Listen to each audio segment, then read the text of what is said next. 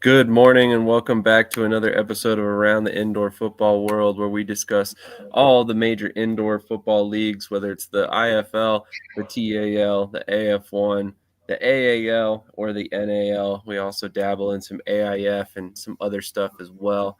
But without further ado, we're going to go ahead and play a quick intro video, and then we'll get right into the content for you guys.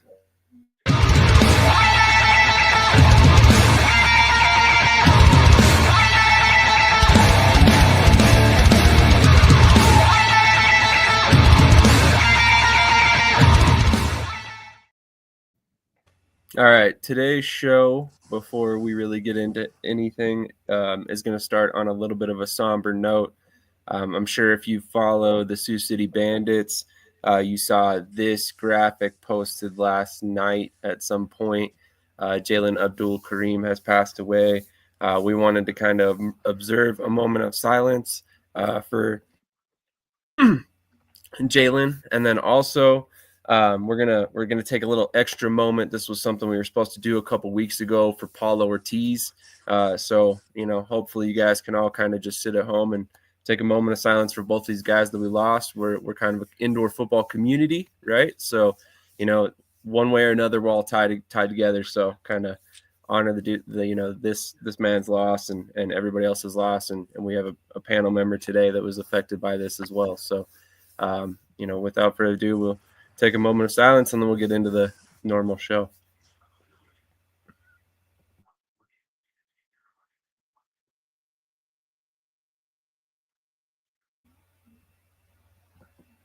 All right.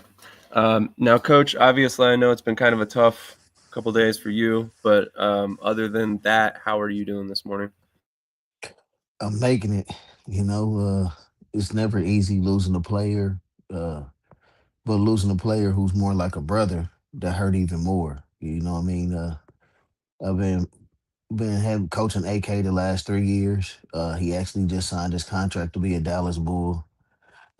So it's crazy because I just talked to him before the incident happened 3 hours ago.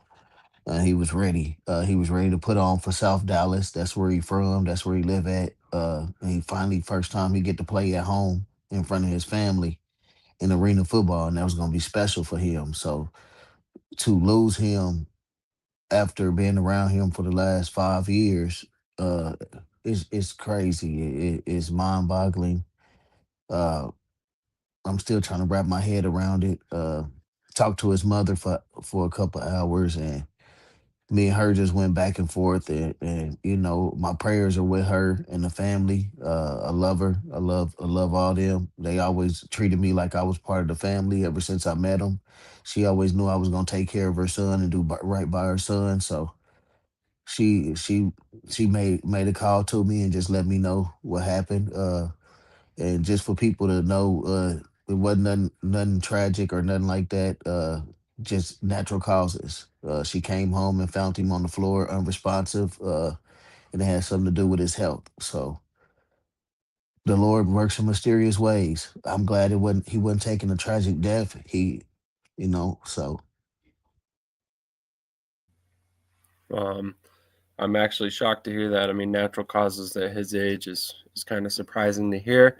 I actually didn't know Jalen myself, so I never got the pleasure of getting to meet him in cross paths at any point. But I've had a lot of people.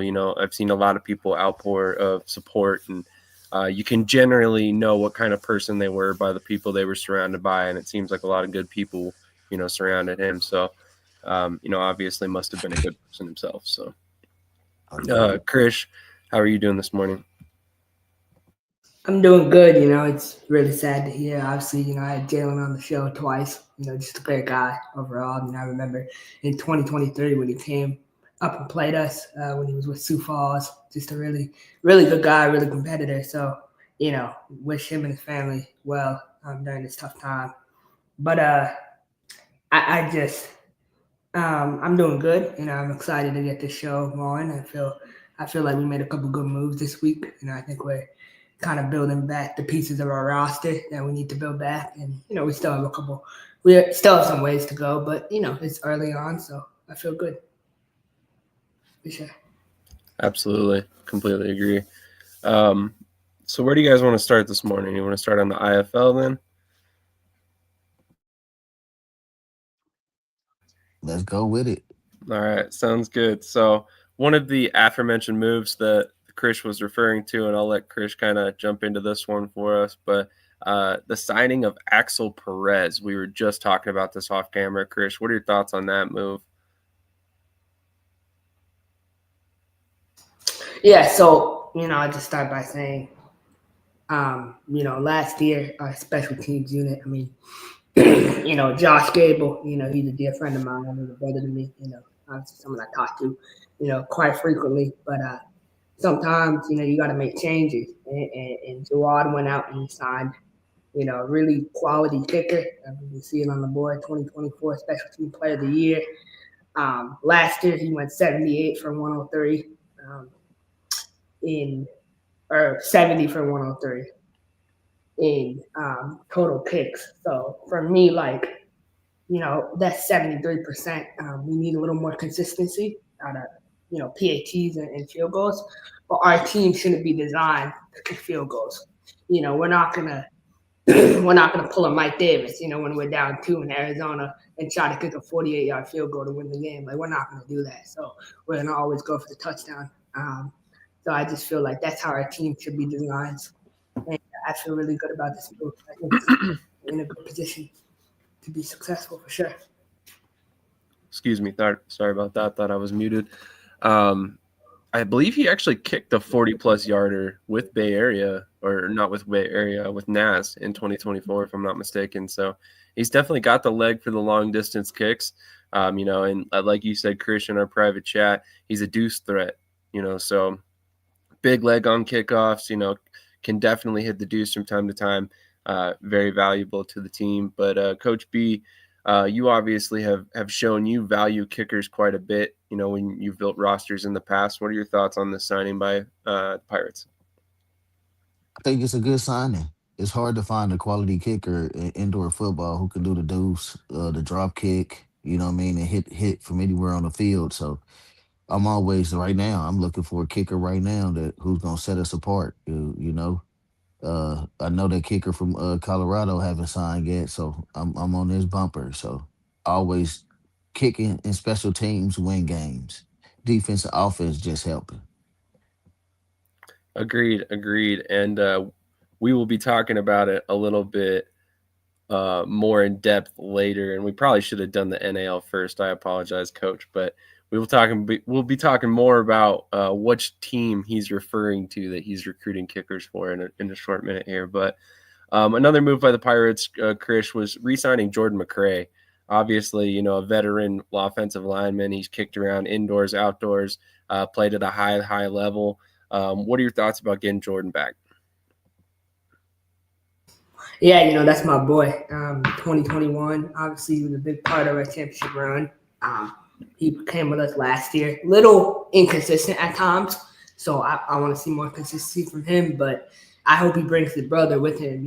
His twin brother, Justin McCray, lived in Orlando, played in the NFL a little bit. So I'm trying to get him to come too. But I think it's great. I mean, that's a great move. You local guy, University of Central Florida. And so I want to bring him in as center and build up with 2 younger linemen. No, leave Justin McCray alone, bro. If Jordan's there, he's in Orlando. Why not? So I want him to swap over. I think that would be a nice You know move. what I mean? Cause George Justin is my guy, so leave him alone. Oh, that explains it. So a couple other pieces of news, signing information in particular out of the league. And this one was a move that I really like, and we'll kind of get into why. But Vegas signed wide receiver Seneca McKee, spent some time at UNLV, so obviously ties to the area a little bit, was very productive in college. At a lower level, moved up to UNLV, spent some time at one other school that I'm blanking off the top of my head, and then ultimately went to the pro level. Graduated in 2024, so he technically, I believe, is a rookie. I didn't see that he signed or played anywhere last year, so definitely an interesting move for Vegas and I'm sure Mike Davis will chime in at some point. But Coach B, what are your thoughts on this move for Vegas and the ties to UNLV? Think it's a good move. You got a guy who's local, played at the local college there, who's a household name. Is gonna bring help with the fan base. I'm guessing down there to get more local guys and local people who's a UNLV fan to the games, and it separates you from everybody else. So I think it's a good move. And McKee is a decent receiver, so I think they ain't do nothing but add a little fire to they already great caliber of roster. Fair point. Fair point. Krish, any thoughts on this move? Yeah, I've been really excited about this move. This is a player. He spent time at Coastal Carolina, but previously to this, he was at Estime College. And earlier in the week, I was looking at his film and numbers. This dude averaged 9.5 catches per game. I mean, you talk about consistency at a high level. That's amazing. So, Mike Davis, man, that receiver room, I mean, that has to be one of the deepest rooms in the entire country, regardless of league. They got dogs in that room, and that's going to be such a good receiver. This is a guy, you know, he's not going to necessarily stretch the field, but he's going to get you the first down. He's going to add an element of consistency. He played at Coastal Carolina and he played in 2024. Coastal Carolina had Noah Kim at quarterback, who's the quarterback at Eastern Michigan now, who couldn't throw in the middle of the field, right? So this guy thrives in the middle of the field. And now he had Jaden Delora. I can't wait to see what this guy does. I think he's going to make the roster. And I honestly would put bets on this guy being a starting receiver for Vegas next year. So, Whoa, that's big. yeah. That is a bold claim. Vegas has a pretty deep wide receiver group, including guys that didn't start last year that have returned and could be moving in up the lineup this year with some of the losses that they've had. But another move that we're going to talk about. Hey Sam, I remember another team who had a pretty nice wide receiver room, and it didn't pan out during the season. So I hope I don't see a replica of that when Carolina had that all star wide receiver crew. You're not wrong.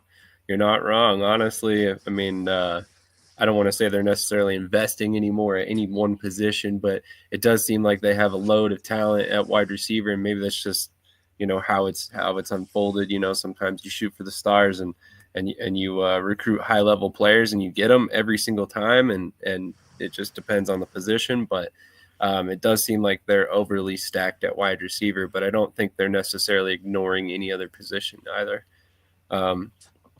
The last piece of IFL transaction news that I thought was kind of big is the return of Jason Serta. This dude has spent his entire life in New Mexico, and I actually think the 6'2", 190 is not accurate. I'm pretty sure he's like 215 pounds, roughly somewhere in that range. Born and raised in Albuquerque, New Mexico, went to Manzano High School, later went to Eastern New Mexico, and then obviously played for many, many years for the Duke City Gladiators. Former CIF Defensive Player of the Year is one point as well. So love to see this move back. Serta, I don't think played anywhere last year, so it'll be interesting to see what kind of shape he's in, especially considering the fact that this guy graduated college in like 2014. So I think this is like his 12th year or 13th year in the pros. And so he it'll be still very play at a high level. That's crazy.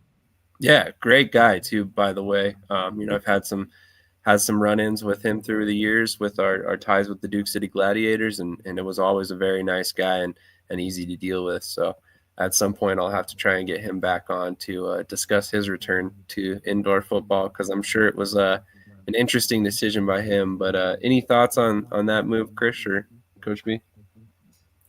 It's a good community signing. I mean, I think in my opinion, I think he might be a little washed up, but I think it's still good. He's known in the community. He lives there. He's local, and he's better. He's better than the linebackers they already have signed. So I think honestly, that's a good move. You're upgrading that position. I do want to give my Vegas Nighthawk hot take that I had. I was thinking about this all week. So I'm going to give it before we move on.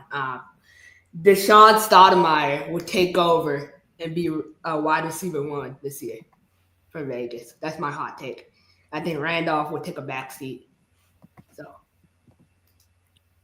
I don't solely agree, but I don't disagree either. I think that wide receiver room is so stacked, anybody can could become the number one because they're gonna be so hungry down there. And when you got a lot of guys who hungry, sky's the limit on what they can do on the field.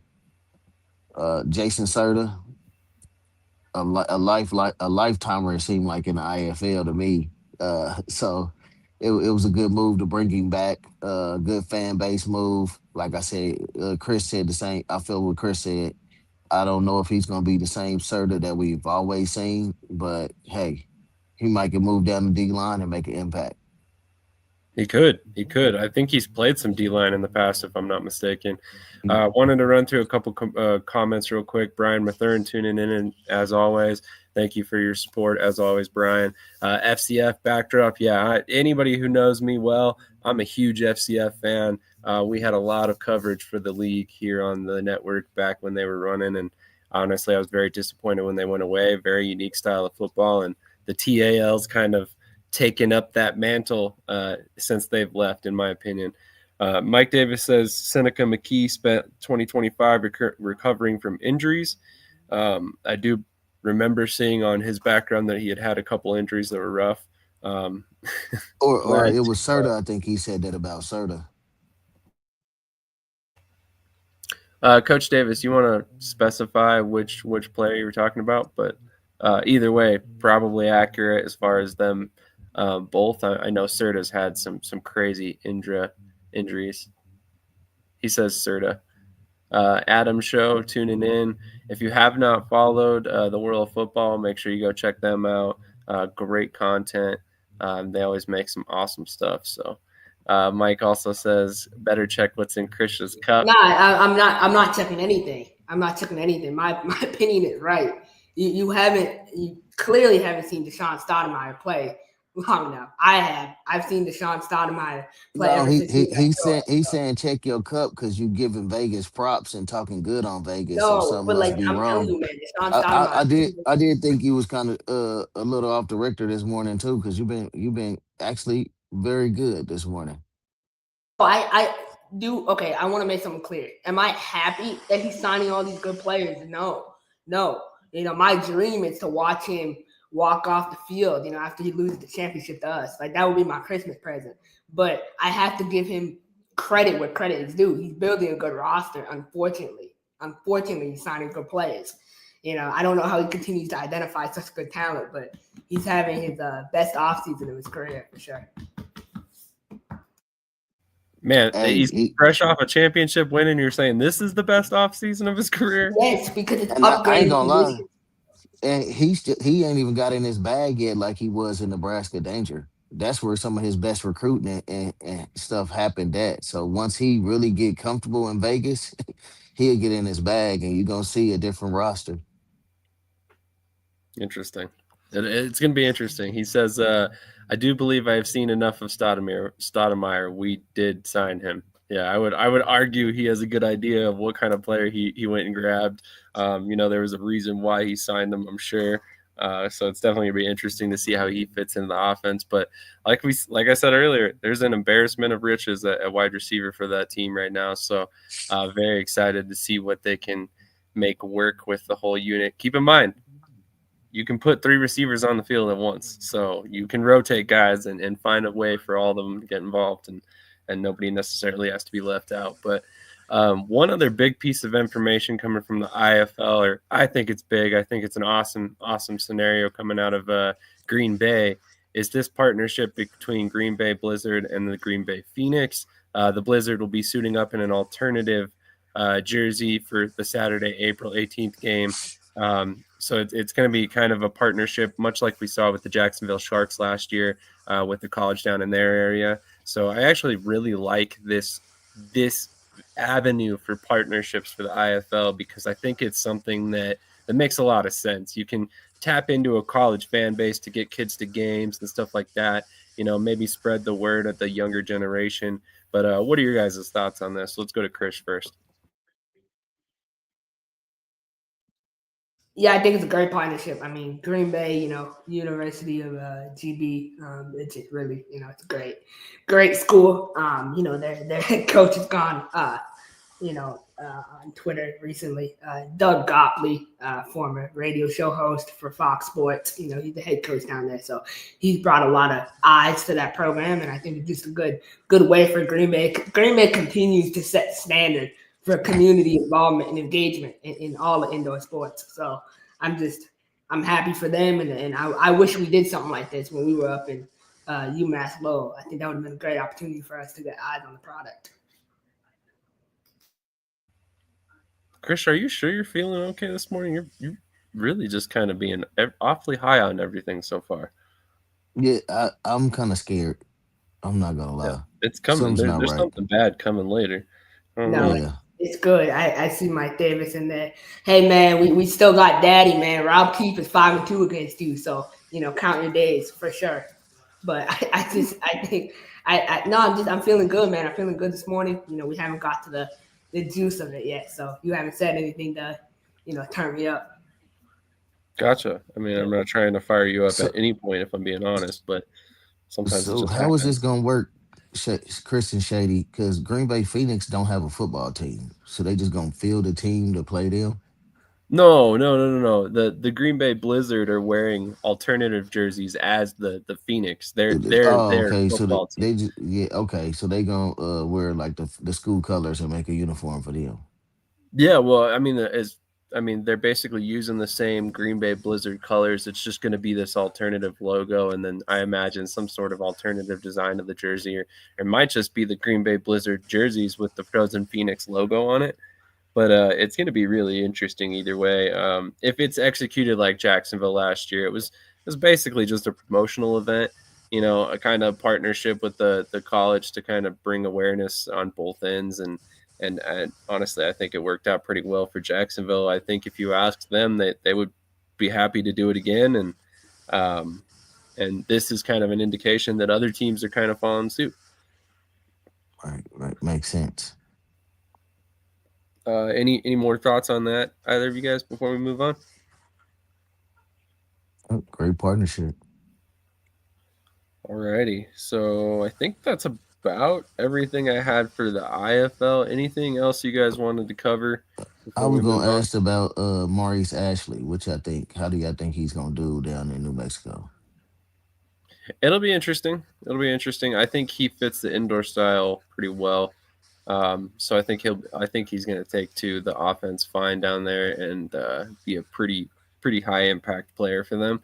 And honestly, it would not shock me if when the dust settles on the season, he's their number one receiver in terms of targets and receptions.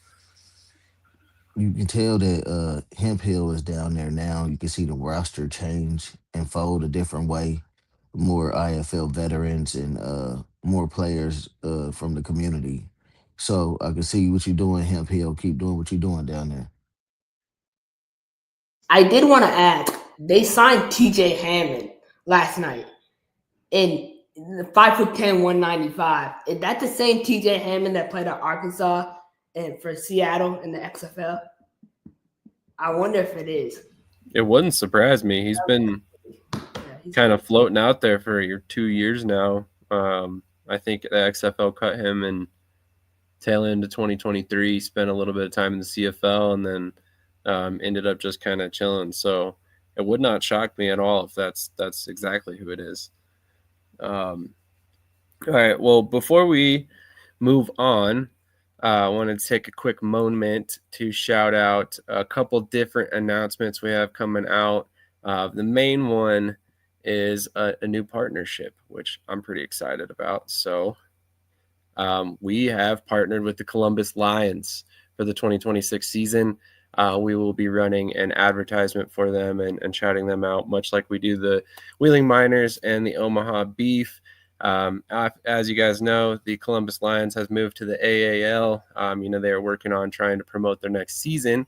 And it just so happens that we have a really good suggestion in the chat. So hopefully Roger Beck is still watching, because I think this is something that would be a great idea. But We've talked about some of these partnerships that people have talked about, or with the colleges and the indoor football teams, and obviously fans seem to love them. But here's a suggestion for Columbus in particular. Columbus could do it with Columbus State. There are a ton of teams that could do it across indoor football, but I would love to see this trend continue.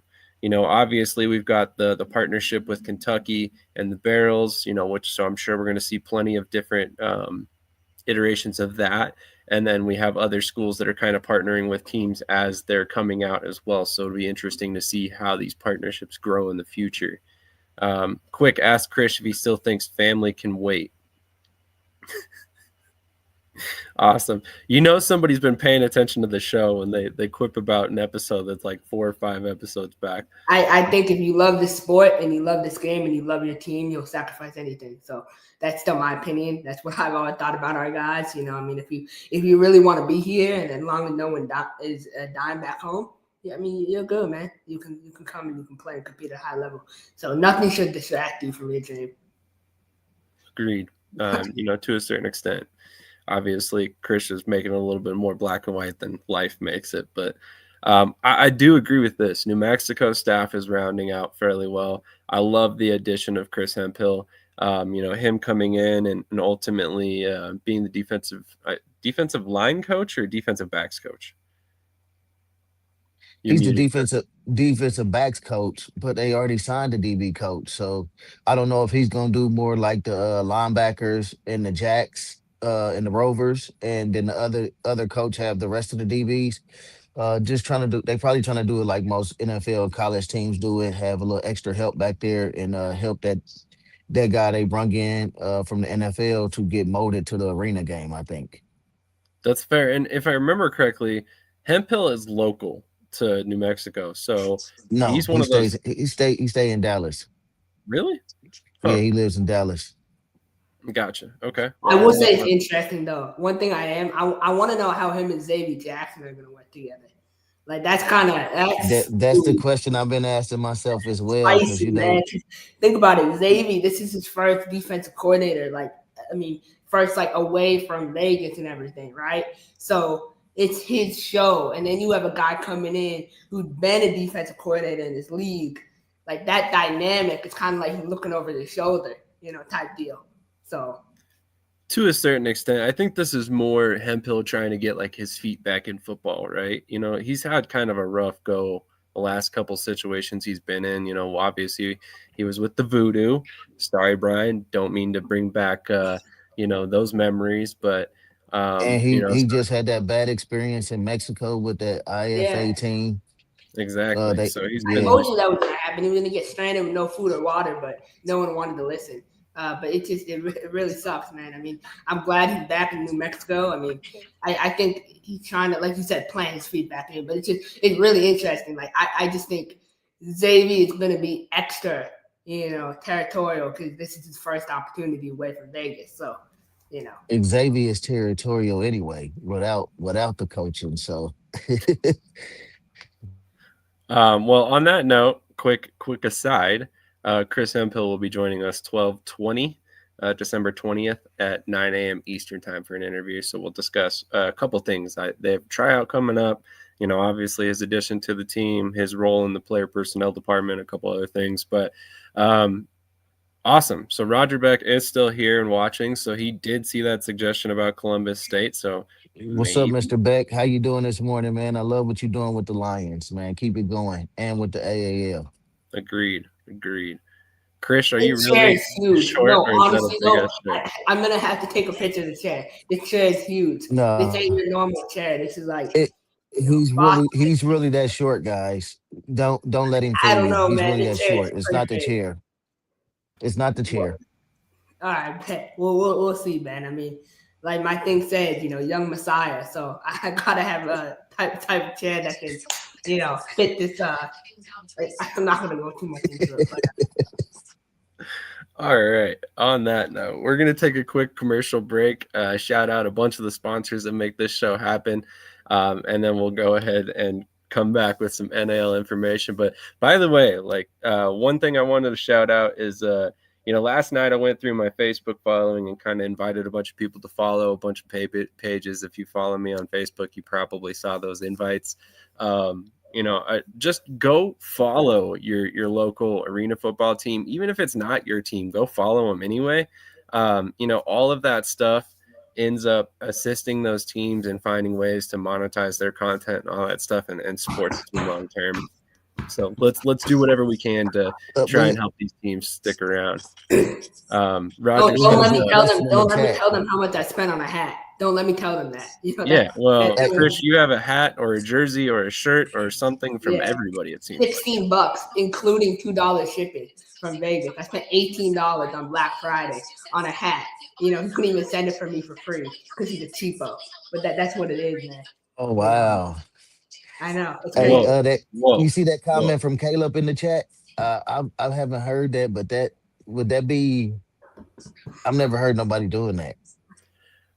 Roger, maybe you can explain this a little bit. So I'm glad somebody brought this up, and we were going to bring this up in the AL section, but Columbus and San Antonio recently posted some pictures together, and honestly, it seemed fairly innocent, but I was curious if anything else was going to come out of this, because it was something that definitely didn't, like you said, Coach, it's irregular to see teams from two different leagues hanging out like that. So it was interesting to see. So, we'll see what happens. But Roger, if you want to kind of elaborate on how that came about, what that all was all about, or, what's going on, that would be great.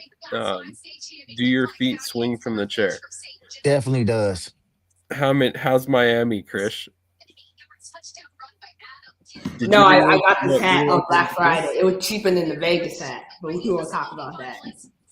Make sure you guys are hitting the like button. We only have 3 likes up on this page so far. So, make sure you guys hit that for us. But without further ado, commercial break. We'll be right back to talk about NAL information, which there's quite a bit of it, and a man who can talk about it quite well.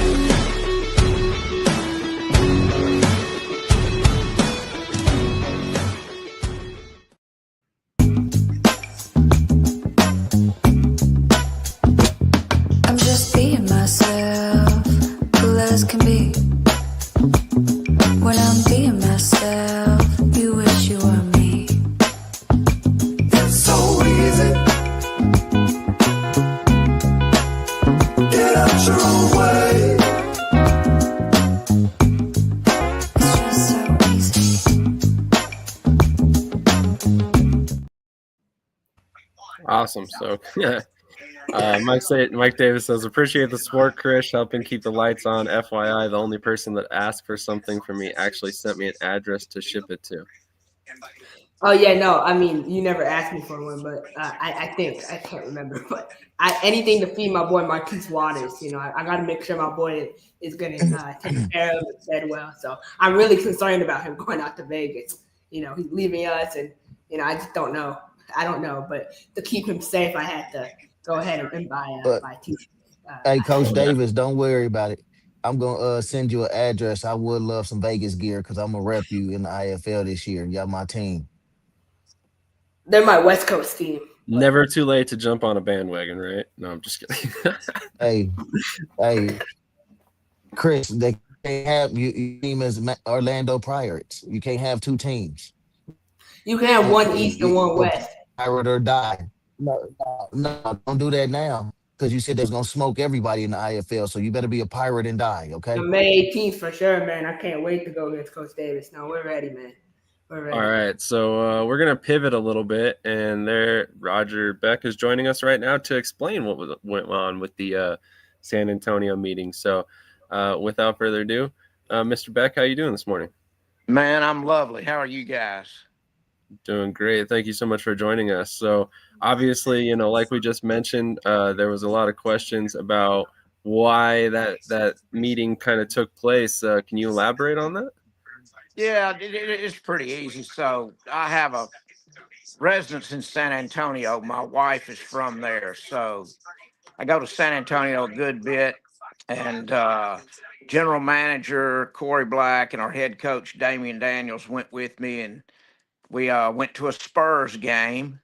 And while we were out there, Damien knows the coach from the Gunslingers, so we went by their facility, and one of the owners, Randy Carroll, was just very gracious and showed us their facility, and we just compared notes. I'm always trying to learn. I'm still real new to this, and that their facility was wonderful. They had an arena-sized practice field and locker rooms and showers and offices. It was just really impressive, and they were very gracious. And there's nothing going on behind the scenes. We just comparing notes and enjoying being indoor football guys together.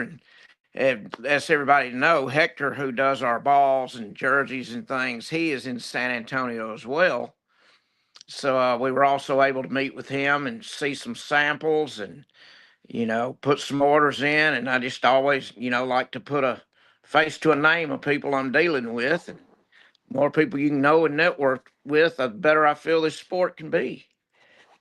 Absolutely. Honestly, I think one of the greatest powers you can have in life is knowing what you don't know. So, going and consulting with people who have been there and done it is never a bad idea. So, I love that. I'm glad to hear that not only are you guys connected and not necessarily rivals, despite the leagues that you may participate in, but you're exchanging information and hopefully helping each other become more solvent in the future.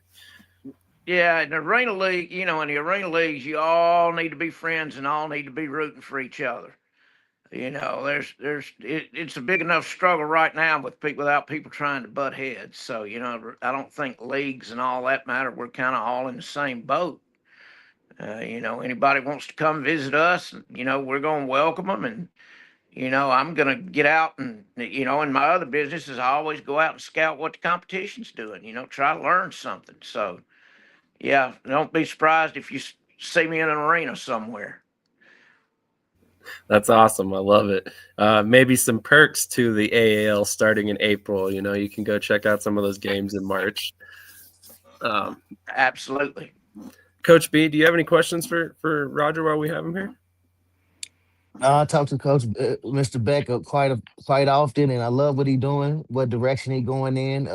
I know he has a vision for the AAL to be one of the premier dominant leagues here in the near future, and I just love what he's doing. I see he's enjoying that beautiful view back there in Columbus right now. So just keep Oh doing yeah. what you're doing, Mr. Beck, man, and I appreciate you. Glad to have you in the arena business.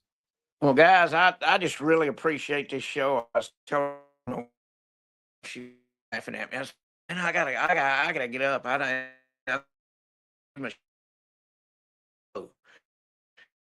She's like, what do you talk every Saturday? We love that. Thank you so much for tuning in every week. And honestly, it's men like you that have kind of built this show for us, if we're being honest. So it looks like we lost Roger there for a minute. Oh, okay, cool. So thank you so much for your support as always, sir. We really appreciate it, and we look forward to seeing what the AAL has in store. We were actually going to talk about it a moment ago, and I guess we can talk about it with you here on if you got a moment. But Sure. good morning, bud. This past week in AAL2 Turf Talk, there was some teasers about some large announcements coming up for the league, over the next couple months. I'm very excited just based on what I heard, and AJ hasn't given me a lot of information about what's coming, but he said we can expect some announcements from the league over, maybe January, about some interesting things coming up. Yeah, well, yeah, it's everything. There's some possibilities out there. You never want to count your chickens before they hatch.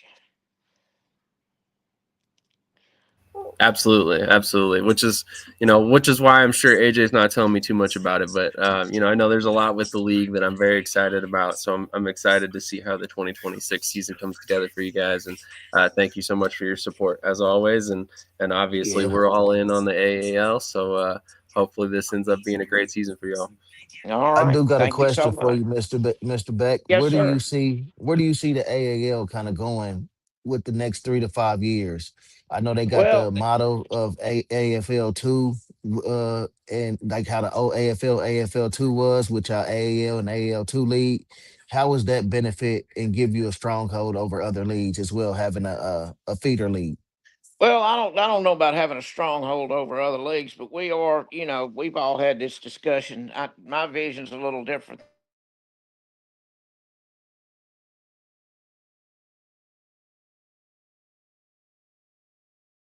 It's kind of ideal for me. I want to get it more East Coast based where everybody can travel and not have to fly all over the country. And I'd like to have a 10 game season and then playoffs after that because, like I've preached before, I just don't feel like we can compete with high school and college and professional football in the month of August and September. So, I'm an older guy. Y'all probably don't all remember this, but when the USFL started, it was really, really successful. And they had their season, midwinter through midsummer and did really well. And then when they decided things were going so well, they thought, well, we're going to go up against the NFL, and they started playing in fall, and that was the death of the league.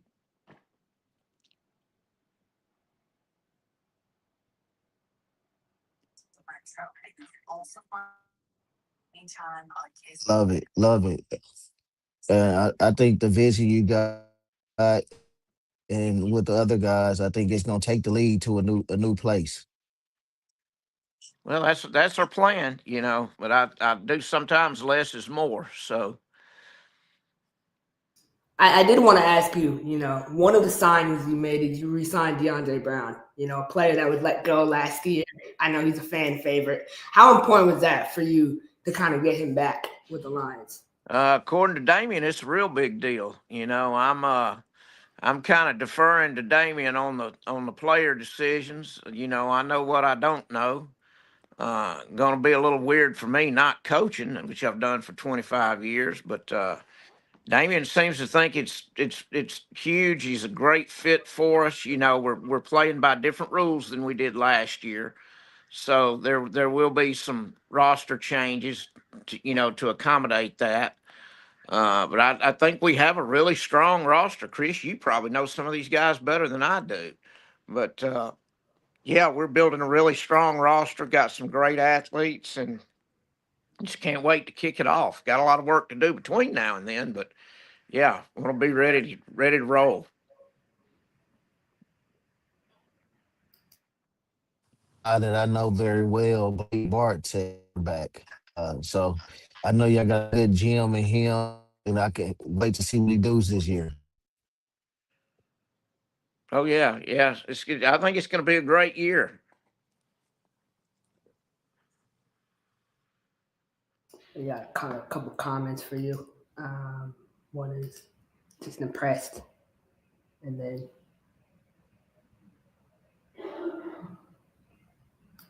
I hear too. I have too. I've been impressed with what he's done so far with Willie, with Columbus. The time he's took over the team, so I can see their vision and where they're going, and I know he got something in store for him. Columbus and Willie matchup is going to be one to remember. I can't wait to see it. Oh yeah, that's going to be great. That's kind of turning into a good rivalry. Like I said, there's mutual respect, and yeah, we're looking really forward to that. And one question I did want to ask you that I was supposed to ask you last time. What are some of your attendance goals for next year? I know the last ownership group for them, 2,500 was kind of the goal. Is that the goal for you, or are you hoping for more You this year? know, I'm on. Yeah, I want to. Shit, I want to fill it up. I know that's probably not realistic, but yeah, the goal is to get as many butts in the seats as possible. Everybody knows we exist off of sponsorships, and that's the NFL survived during COVID because they had TV deals and sponsors and all of that, and that's Arena League is I think the sponsorships are even more important, but to keep those sponsorships, you got to have butts in the seats looking at them. So yeah, I want as much attendance as we can get. That's why we've hired the mascot full time to get out in the community and you know, get everybody excited. We were at a Back the Blue event, celebrating a big luncheon for the all the first responders yesterday, and going to continue to do things like that. Anytime a school wins a state championship, or they had the cheerleading championships here in the same arena that we play in the other day, so we went out and reached out to all the state champions. Want to honor them. Just anything you can do out in the community to get people in there, and hopefully that keeps all your sponsors happy and everybody enjoys the game and we continue to roll. Most definitely. Well, we appreciate you coming on, and I look forward to having you on here soon. Absolutely. I appreciate the show. It's a great learning tool for me. Most definitely. But Coach B, we got our next guest on here. I think Shady had to step away, but we'll take a quick commercial break, and then we'll go to our next guest here.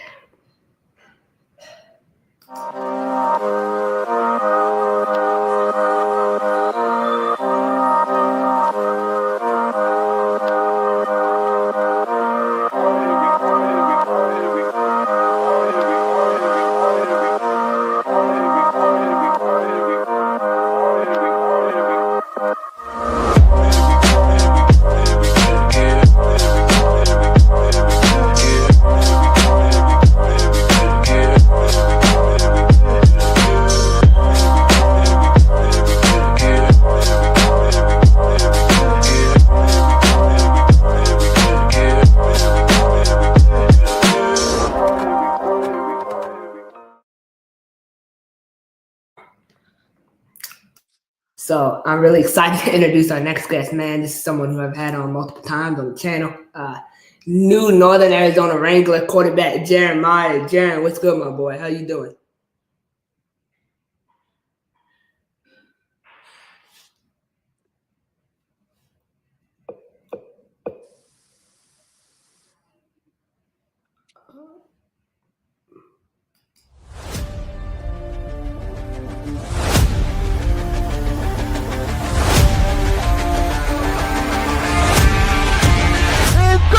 Into the end zone, touchdown! Russell has to step up in the pocket, has some room in front of him, gets that three-step drop, here comes the pressure, passes complete to Flowers, back to pass, Russell coming, has somebody in the end zone, touchdown! Russell, pressure's coming, Russell able to escape, still on his feet, and will be brought down at the looking, has plenty of time, has Flores at the 15, he's at the 10, and Russell has it on the outside. Like I said, he ain't taking a slide. Russell steps up, lets one go, Robinson makes the circus catch.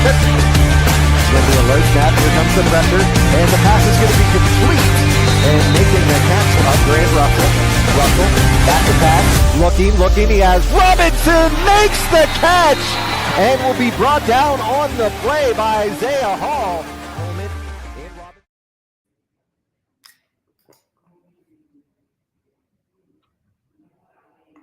What's up, man? How you doing?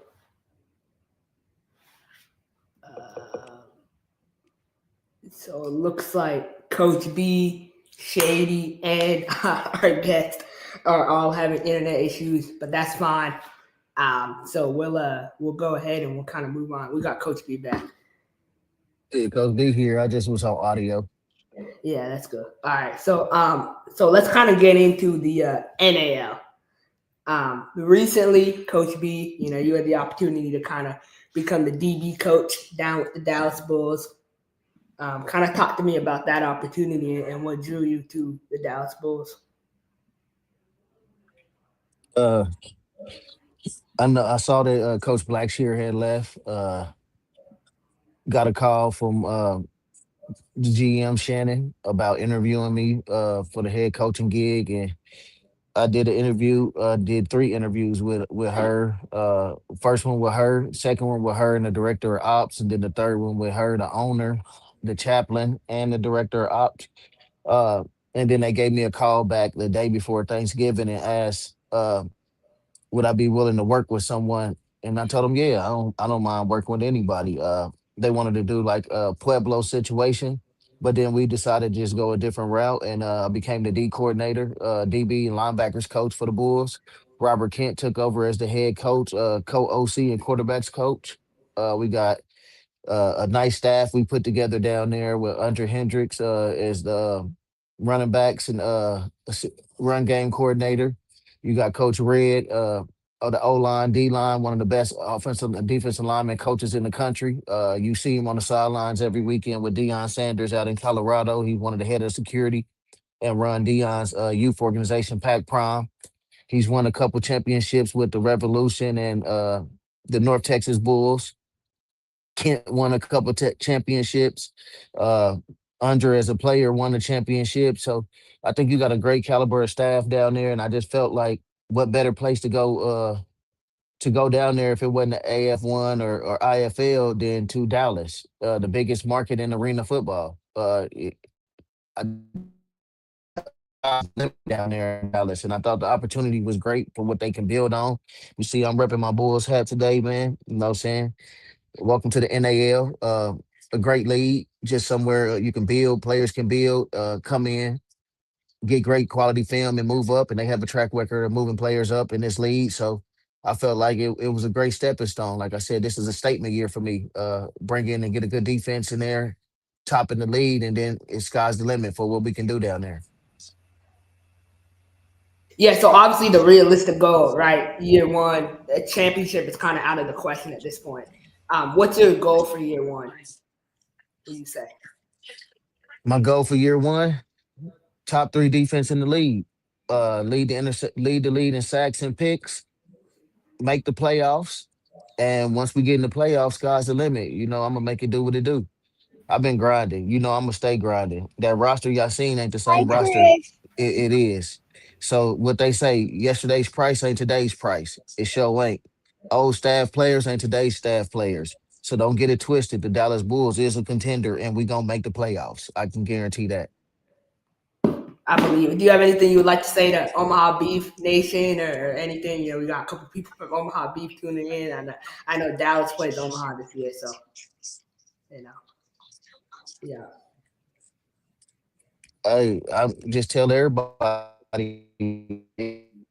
Bulls got everybody else. We'll see everybody. You can't. I don't talk stuff to nobody because every team I feel in the NAL is a competable team. And the standard is the standard in Omaha. They got the standard. They run the league. We got to go beat them. Until I do that, I don't have nothing to say. I'm from the show me state, baby. I do all my talking on the field. Yeah, I'm excited for you, Coach. I think it's a big year. I think it's a big year for you. Like I said, I don't think you guys will win a championship this year, but as long as you make the playoffs, I'll be happy.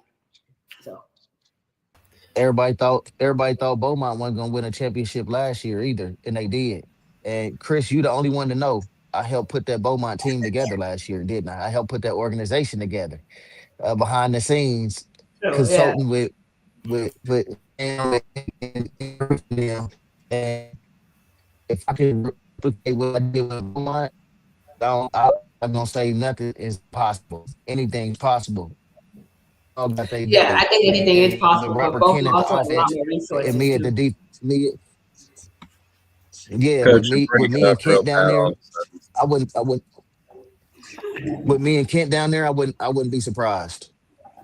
For sure. We shall see for sure. A couple comments here we'll get to, and then we'll get our first guest on. In fact, let's just go ahead and get the first guest on. Without further ado, we are joined by quarterback and athlete Jaron Myers. Mr. Myers, how are you doing this morning? Doing good this morning, man. I'm happy that y'all have me on the show. Absolutely. Thank you so much for joining us. So I know you've signed an IFL contract. I'll let you go ahead and mention the team you signed with and go ahead and give us your thoughts on what led you to sign that contract and why you feel that's a good fit for you in 2026. Yes, I recently signed with the Northern Arizona Wranglers. Uh, I'm excited. This is, I guess you could say, my second opportunity at the big stage.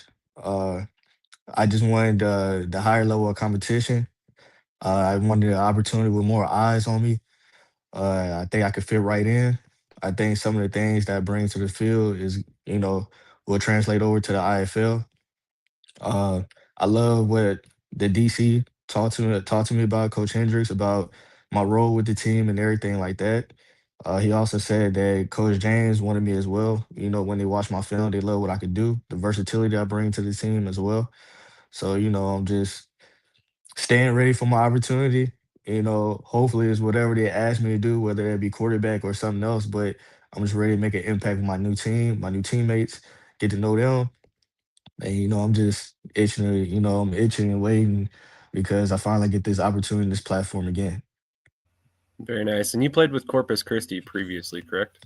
I was with Cedar Rapids. I was with the Nashville Cats from like February to the end of March. It was a blessing to be under Coach Arbet and learn some things from him and everything like that, and just learn the game of arena at that elite of a level, if you know what I mean. Because I played at some small tier leagues, some semi-pro leagues, and just to be in that room and see all the talent that we had, the veteranship that I had in there. I was there with Cato, my boy Tyler now, Dad Coca. I learned some things from him. It was just very good for me to get some things from some players. The first vet that kind of took me under like his wing with the Nashville Cats was Kenny Ville. I got there for report day. I was in the hotel lobby and I was kind of looking like a stray dog, and he said something to me. And after that, he was just kind of my mentor and my vet that took me under his wing.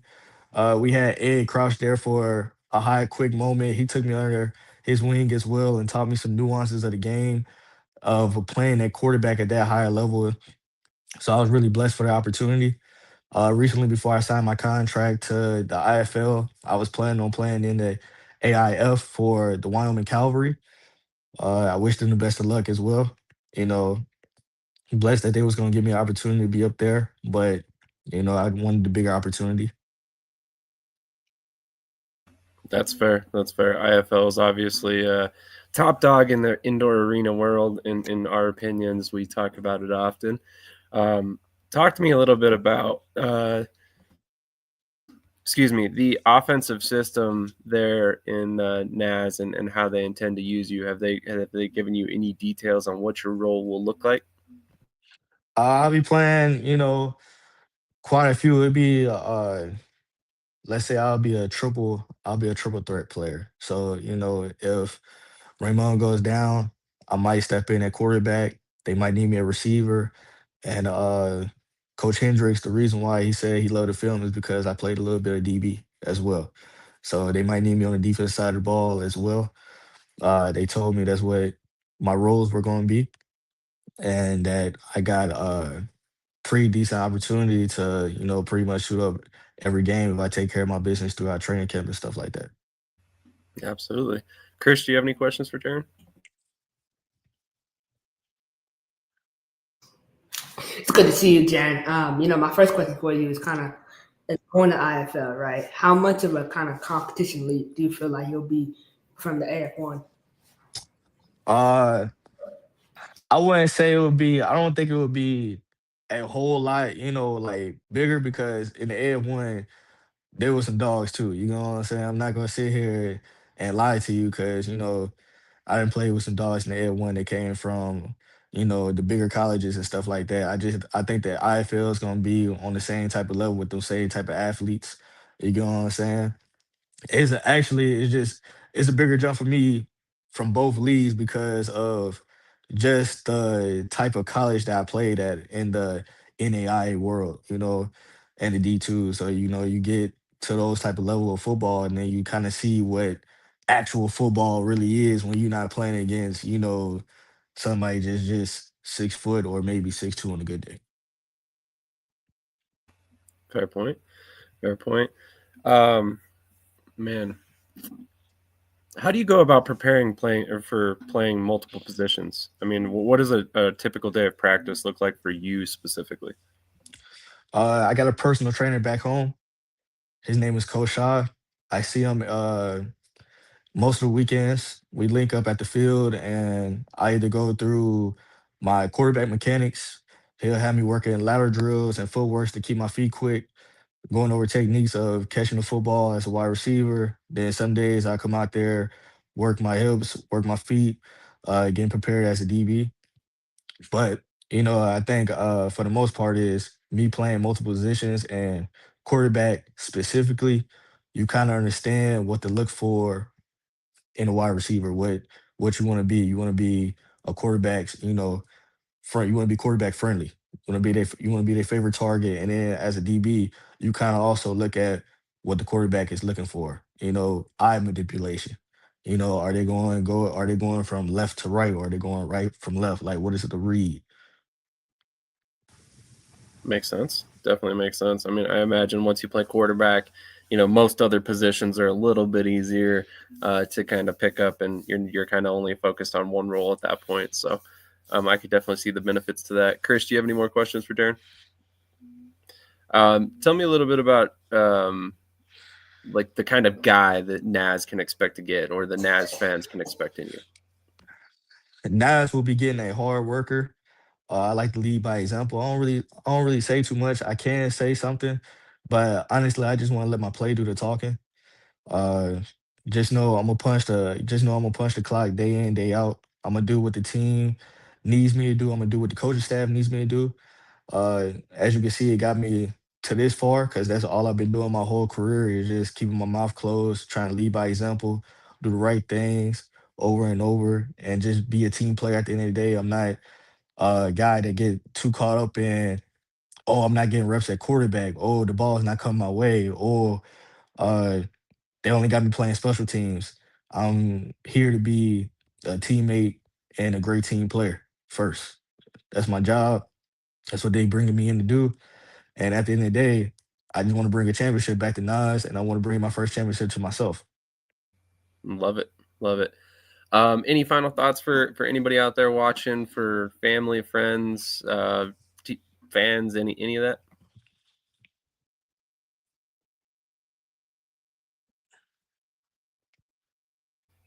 Did you catch that? No, I didn't catch it. I didn't catch it. Oh, sorry. Any final thoughts for fans, friends, family before we let you get out of here? Just stay tuned to what we got cooking up there, man. Stay on the lookout for me, but also stay on the lookout for my teammates, man. We're gonna try to do something special up there in northern Arizona.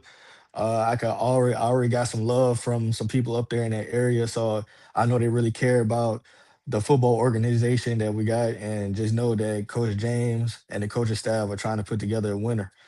And I think we got a pretty good chance of doing something special this year. Absolutely. Out of curiosity, where are you originally from? Nashville, Tennessee. Oh, okay, gotcha. That makes sense. So real quick, where can fans find you on social media, and how can they support your journey as a football player? On Instagram, they can find me at d1.jaren. On Twitter, it's just Jaren Myers. Facebook is just Jaren Myers. And on TikTok, is D1Jaren. We have one more question before you get out of here. If you couldn't be a quarterback, what position would you prefer? Apparently, we got a couple questions. Uh, I'd say wide receiver. Gotcha. That makes sense. You want to get the ball in your hands still? Yeah, yeah. One more question. What are the things that help you settle in, stay focused, and actually feel at home in a new city when you join the team? That's a great question. That's a great question, man. And you know what? The crazy part is about that. So I did a stint in the TAL with the Iowa Woo, and I didn't fly that trip. I drove 9 hours and then I had to do a walkthrough right after I got the road for like driving 9 hours. And honestly, it's just I guess the way I settle in is just talking to my mom, talking to my family, talking to the people I care about, I love the most, and just letting them know that I'm okay. I try to just talk to some of my teammates and everything like that, and just see some of the cities so I can know where is like what's a good spot. Some cities I might know from that, like some places I might know from Nashville and things like that, and just listening to music. That's why I do to settle in. Absolutely. Well, thank you so much for your time this morning, Jaron. We really appreciate it.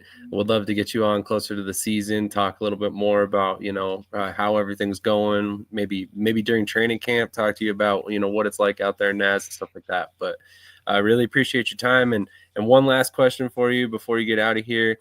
Where can coaches find your film, and how can they get a hold of you in the future? They can find my film on YouTube, and my name is just on YouTube is Jaron Myers as well. Perfect. A little piece of advice for players out there. If you're trying to make it in the football world, you should probably name wherever your highlights are at as your actual name. Just a little quick piece of advice for you. Thanks so much, Jaron. Appreciate your time this morning. Have a great day, and thank you for joining us. Thank you, man. Thank you for having me on. Absolutely. It definitely will have you back on in the future. Thank you. Absolutely. So here in a minute, we should have another guest joining us. He just popped off a minute ago by an accident. So I'm sure he'll be right back here. Awesome. So without further ado, we'll welcome on wide receiver from the Southwest Kansas Storm, D Wash. Mr. D Wash, how you doing this morning? I'm up. I'm It's up. early I'm doing for sure. good. We appreciate you joining us so early. No problem. No problem. Thank y'all for having Absolutely. It's been a long time coming. Oh, You and I have talked about this a couple of times. it's So my thank you for joining us. boy. me. Hey man, it's up. I got to rest some kids in a little bit, so I was gonna have to get up anyway. There you go. So talk to us a little bit about your career. I mean, you've been all over the place. You've played for multiple different coaches. It seems like as of late you've kind of settled in with Southwest Kansas. What made that the place to continue playing in 2026 for you? Well, it's 2025 going to 2026, so I'm gonna just say the truth. Uh, I I didn't get a call back from Coach O, and I thought that was very strange. But it's a business. He went his way, but I thought we were family. So he didn't contact anything with me. That broke me, to be truthfully honest. So that's what got me to move around. I was going to go to Wichita, sign with them, had a good talk with Coach Solomon, and that fell through. All in the whole scenario, as everything was going on, I was hearing back talk, or not back talk, side talk about Southwest Kansas through Detroit Matthews, who I call Twin, and eventually it got there. I talked to him and told him, hey, put me in contact with Coach Thomas, and the rest was history after that. Absolutely. Kind of interesting situation how everything unfolded with Wichita and everything, but we're not going to spend too much time on that situation. That's the story for another day. Coach B, do you have anything for D Wash? Man, D Wash, that's my boy, man. He know what it is. We go a long way. Uh I see you like Sam said, you found a home in Southwest. What made Southwest feel like home to make you want to come back this year? What does Coach Thomas do out there to help players become comfortable with Garden City, Kansas? Dodge City. Dodge City. But Yeah, Dodge you City. know what I'm saying? If I'm gonna be there, I gotta rep the whole city. So, Dodge City, Dodge City. Nothing wrong with Garden City, but where in Dodge located. It's really what doesn't he do? So like they took a chance on me from hearing a lot of side to back talk, and that's how far I go with that. Um, so I guess, labeled as this and that player. But I mean, when I got there, he just, to me, he took a chance and he watched the person I was now, or from what he was hearing, he watched the person I was when I came in. I probably had one hiccup. It was nothing big. Just said Dairy Queen. So other than that, I mean, to me, like I said, what he doesn't do, he's supportive. He's there. He's a player's coach. I know y'all probably heard about the college him. The him now is even better. To me, the fans, the community, it's not much to do. So like to me, to a lot of players, it's big, but to me, to a lot of players, that's something that could corrupt them, I guess, because it's not much to do. They're from bigger cities, but to me, it's good. It helped me stay focused, be truthfully honest, and then I can do my support around the community with the kids, which that gives you something to do. It's always something they're doing. So I love being in the schools and doing the activities, dodgeball, softball, just being a part of the kids is a big thing for me. Krish, you're the one who arranged this interview, so do you have anything for D-Wash? Good to see you, man. I appreciate you coming on. No, my question for you is how excited are you to have some consistency at the quarterback position with Matt Stuck coming back for 2026? Well, to be honest, I only got glimpses. I played against him, but I only got glimpses and practice with him. So I'm excited to have him back. I did call Coach Thomas and say, I wish he was gone, like because he had options at and still do have options at the higher level, higher than us is what I mean. So I'm hoping some part during the year. I'm gonna miss him, but I hope he does get that shot, and make money and provide for his family. I'm never the one to shortstop that. So that was the first thing I said when Coach Thomas told me he was coming. It's like, man, thought he was gone, but of course I would love to have him. I mean, he's a good guy, funny.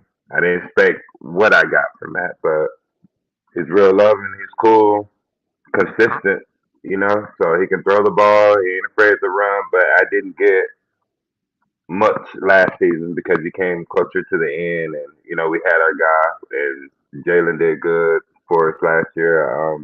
But I'm excited this year. He actually gets to throw to me. I mean, if he wins the spot, but we're favoring him at the moment. So but yeah, I'm excited. I'm excited. It's kind of funny if he wins the spot. I think he's got a little bit of an edge being there for 3 years now.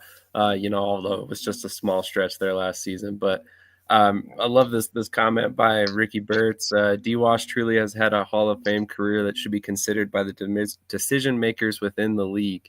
High praise from a man who's seen a lot of players go through different leagues. So talk to us a little bit about how you've gotten to where you're at. I mean, obviously you've developed to the point where you have had a long indoor football career. You're regarded as one of the best receivers in any league, regardless of team. What makes you strive to be so great, and what has kept you going so many years to this point? Well, thank you first, Ricky Burtz, for saying that.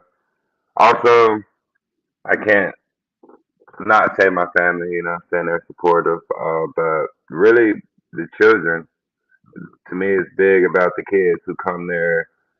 I act like a big kid myself. If any of y'all ever around me or truly know me, not hear the side talk about me, but when you actually get to know me, big loving guy, what I'm saying?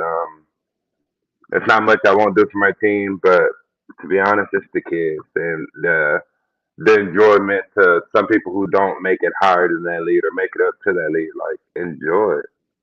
Like, treat it as the next higher lead you want to be. And maybe that, next step will come. But to me, I think the biggest thing outside of, ton and celebrations, but more so the kids, seeing their face, like, no sob story. I didn't have a father figure growing up. So, like, to see those kids, and some of those kids still don't.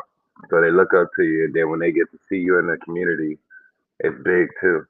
So like that excitement, that smile that doesn't leave, and to some kids I'm D-Wash, some kids I'm Snoop Dogg, I'm all these things. So it's like it's enjoyment, man, and to hopefully play another year after this. I don't know, but we're just gonna take the ride as it comes right now. Absolutely. I think the Dodge City community will probably be thrilled to have you back. I remember watching several times last season where you'd be at the sideline talking to kids and stuff right before the play.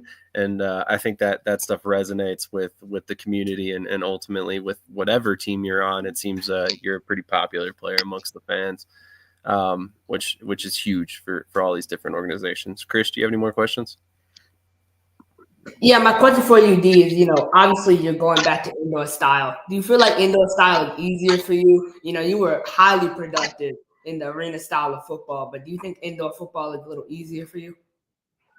Less rules, so I would think it would make it hard. With the linebackers could be able to go anywhere. I faced a lot of different defense schemes where I've even had a linebacker chase me. Be the under guy to stop post curls when I was with Salina. Um, Easy, I wouldn't say, but I like the combination now. You have two people in motion where now we go back to, I'll say, my old receiver set, which was Fast Edward Smith. You know, if you learn, get your play calling down, the schemes of where you can cross and manipulate defenses.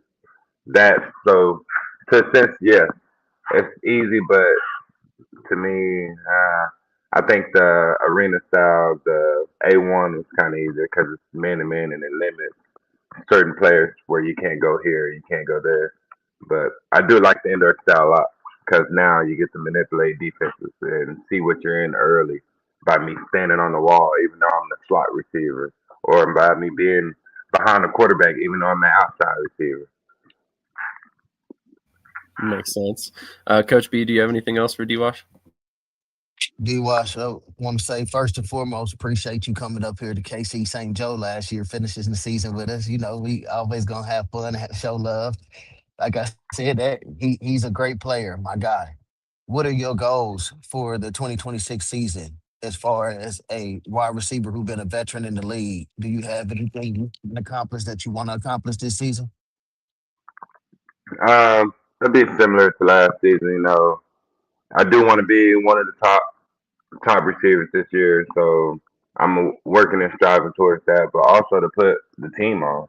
You have last year had a bunch of new guys, and sometimes it's hard to buy in. I'm not saying they didn't, but I'll say we bought in a little later than expected. So one of the goals this year is just getting the team together early. If we got to do little things, which we're gonna have to do amongst ourselves, because it's not much doing Dodge. So, and that's also limit trouble. But I think they put us in a better housing area. Not saying the last year housing wasn't bad. It was very good, very appreciated. But we'll be in a better housing area where we're all more intact. We're closer together, but everybody has their individual space. So this should just really get the team together faster. If we got to do events, if we got to play the video game, whatever we got to do to just get us together early, because I mean that goes a long way once you have your teams together. Like you don't have somebody thinking they're bigger than the program. If it's the program, if we all buy in, we can make fun within the program. So that's big to me this year, outside of being a top receiver. Ricky says it doesn't matter what style or scheme, the ball is going to find its way to D-Wash. And then we have a question, which I think this is a good question for you specifically to answer. Brian Shoemaker says, just a question I have often wondered, how big of a role do player representatives have in getting players to teams versus coaches or players networking for opportunities? Do you even have an agent? Had I mean I didn't. If y'all know the rules and regulations, I didn't sign off for me to get them off. So I probably still have them, but that's only when I did my little stint with the Indianapolis Colts. Outside of that, I mean, I felt like I can represent myself, especially in the arena style. If I go back higher, I'll shoot for agents. But in this, if you do have a representative, it does help you some, but you still have to go out there and prove. And I know a lot of people who want to represent certain people, like, make sure they have a license to go higher than the arena. A lot of people say, oh, I'm an agent, but you don't have a license to do anything higher than arena. So, like, where can you get me? To me, I'll be I'm forced to think you're stealing from me if you can't do anything higher than that. So I can represent myself, but I don't have an agent as of right now, and I'm fine. I go out there, put my like I tell the younger players, put my film out as or whenever I did do that, a long time ago. And now it's more of just networking and talking. So I represent myself. I represent some other people who's getting a chance and who hopefully will have a chance in the future. But if I see potential, I'm gonna take them and I try. To Absolutely. Not pick just to study, not piggyback just off study that, ball. Sam. Yeah, to piggyback off that, to all players, this is from Coach B. I don't think you need an agent in arena ball. You can negotiate your own contract. It's nothing that they gonna get you extra that you not gonna get talking straight directly to the owner or the coach. Now, if it's CFL, NFL, UFL, you might need an agent, but for arena, negotiate your own contracts. I was a player before. I did all my contracts in arena. It never Yeah. used an agent unless I was on a higher level. It's no point of you playing for two to maybe $500. There's no point of you needing an agent to go negotiate your worth. Yeah. I I would agree. also say, just to Coach B, and like a part of Coach Thomas of why I'm going back. When you talk to a coach as a player, you know what I'm saying? When you talk to the coach, they get a feel of who you are. A lot of people have bad names or have great names and are bad players, have bad names and are great players. And I was one of those with Coach Thomas. So, like, it gives you a feel of the coach. If he's a manipulator, if he's a good guy, it just gives you that feel of a player and coach when you're talking to that player directly instead of going through an agent and now your agent has no choice but to uplift you. You can be a bad player, it doesn't matter, but he's only going to say this, that, and it's like putting a highlight tape out. You're only going to have the good clips of everything. You're never going to see the bad. So I prefer players to have a communication with the coach or whoever's the recruitment. I think that's very vital. I agree. I agree. And yeah, from my experiences with Coach Thomas, he's a really good about being communicative with his players and stuff like that. So it definitely seems like a lot of guys love playing for him. Obviously, I wanted to ask. I know that you've talked about mentoring youth and stuff like that, but what's next for you after football? I mean, are you going to be coaching? Can we expect to see you on, a broadcast somewhere? Like what's next for you when you eventually do hang it up? And just to be clear, not trying to rush it, take your time, play as long as you possibly can, please. I see my boy Clyde Davis still out there, and I talk to him here and there. So I see a lot of guys who are actually older than me. A lot of people would know. A lot of people don't know a lot about me. Just know the football standard side, which is D-Wash. So they don't really know Demari. For the few who do, or a few people, dozen, whatever, who do know me. I don't know if I'm done. I did tell Coach Thomas this might be the last year. I don't know. But at the end of the day, it's like, it's hard to answer that question, as you be truthfully honest. I don't know. I can't say I'm going to be done. I can't say what's next. But be honest, I do have a job. It ain't it's a career job. I just can't say I'm gonna stay as a career. I'm just working, maintaining. But I would like to coach. Hopefully, someone to give me a chance. I can coach the receivers. I'll coach special teams just to get my foot in the door. It's just gonna be like a free agent going back into football world. So that'll be the thing. Maybe coaching. I already coach little kids, so I kind of see the ins and outs. But I know that that's different with young adults. So we'll hopefully catch me coaching, hopefully. But I'm gonna continue to play until I can. That makes Hey, D sense for Wash, sure. you and Coach O was on me last week about who my team is. You know what I mean? I'm gonna be honest with you, Dallas Bulls. Okay, okay, okay, okay. No, being honest, I think I don't have a favorite team in NAL. Just being honest with you, I think everybody is even and leveled around the whole league, and it's gonna be a fun year to watch in the league. Like I said earlier to Christian M, yesterday's Bulls roster ain't the same Bulls roster today with this new coaching staff. So I think everybody got a chance any given day. Any dog can win in this league. I agree with that. I agree with that. I'm excited. You know what I'm saying? I hope nothing happened this year. I did once upon a time play with the North Texas Bulls, so I see the rebranding. Uh, shout out to them. That should be a big shout out to Coach O as well, because I left North Texas Bulls and went down there and competed a ring. So still thankful for everything, and we're here now. But I hope everything work out because that means I get to go home May 2nd and get some good family friends who watch from afar and support me, and been supporting me. Just can't move around. I'm not gonna say they can't, but stay home and watch me through the internet. So they'll get a chance to watch me. Hometown, high school friends, old high That's school coaches. It's crazy. So that's all right. We gonna make some bobblehead D-Wash bobblehead so we can knock them off every time we score. yeah. Yeah, that's fine. Ain't nothing wrong with that. Just know my TD celebration in Texas is a little bit devilish. So you don't want to start there, you can't finish. I'll say that.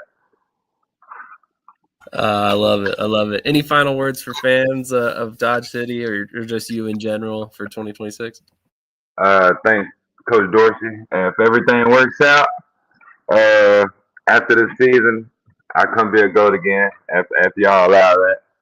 But to be honest, stay tuned. I hope the NL is gonna be it's gonna be a great year regardless if everybody stays in. And if you don't, I hope y'all get in the next season, 2026. But to be honest, just thank y'all for having me first and foremost. Thank Coach Thomas for bringing me back. Excited to see the players, as right now it's just straight grinding. So I'll go here with the kids in an hour and coach them. Ref them. I'll do refing right now. So I ref and work overnight. But man, I just thank y'all. Very thankful, blessed, and I hope everyone has a good day. Absolutely. Thank you so much for your time this morning, sir. We really appreciate it, and we'll definitely have to have you back on the near future. All right. Thank y'all. Absolutely. Have a great rest of your day. All right. Once again, that was D-Wash. If you've watched and enjoyed football for any length of time, you know who he is. You'll probably know our next guest as well. But before we get to him, I apologize about the wait, Steven. But we're going to play a quick commercial obligatory. And then we will get right back on with Steven Fluker from the Colorado Spartans.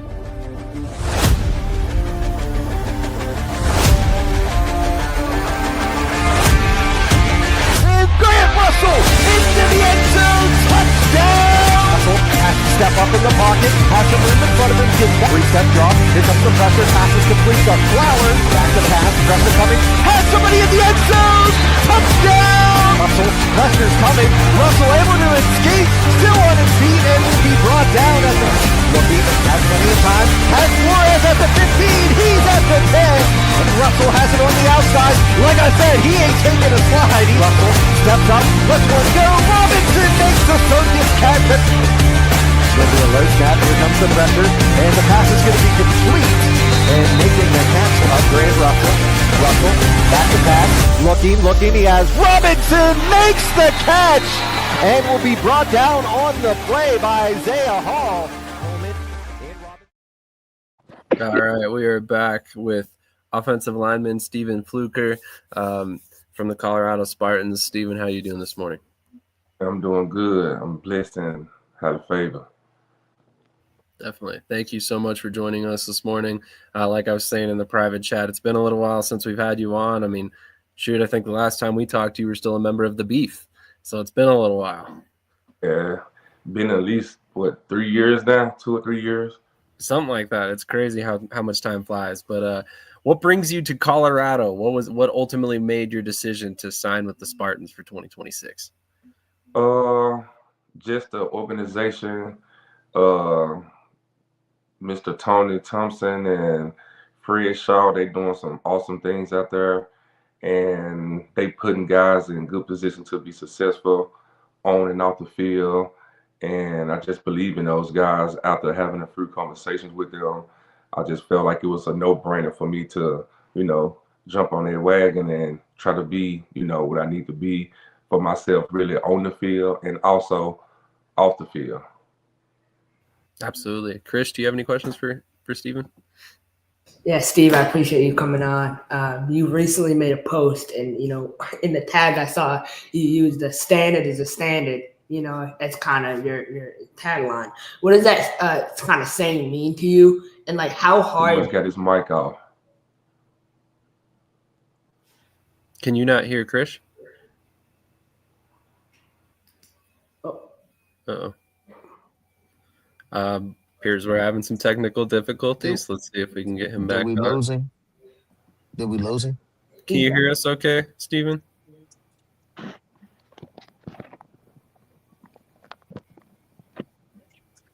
Float, can you hear me, Float? Uh-oh. No. All right, let's see if we can't get that figured out. I'll have him jump out and come back on. And we'll see if we can't get his audio fixed. It sounds like he can't hear us all of a sudden. But on that note, I'm very curious to hear what he feels about the Colorado roster so far. Obviously, we've talked about it with at length this season. There's a lot of talent on that team. And it's been a very interesting offseason so far for them. Yeah, So Krish, I mean, I know you've been a heavy Colorado supporter. What do you think about their offensive line with Fluker being added to that?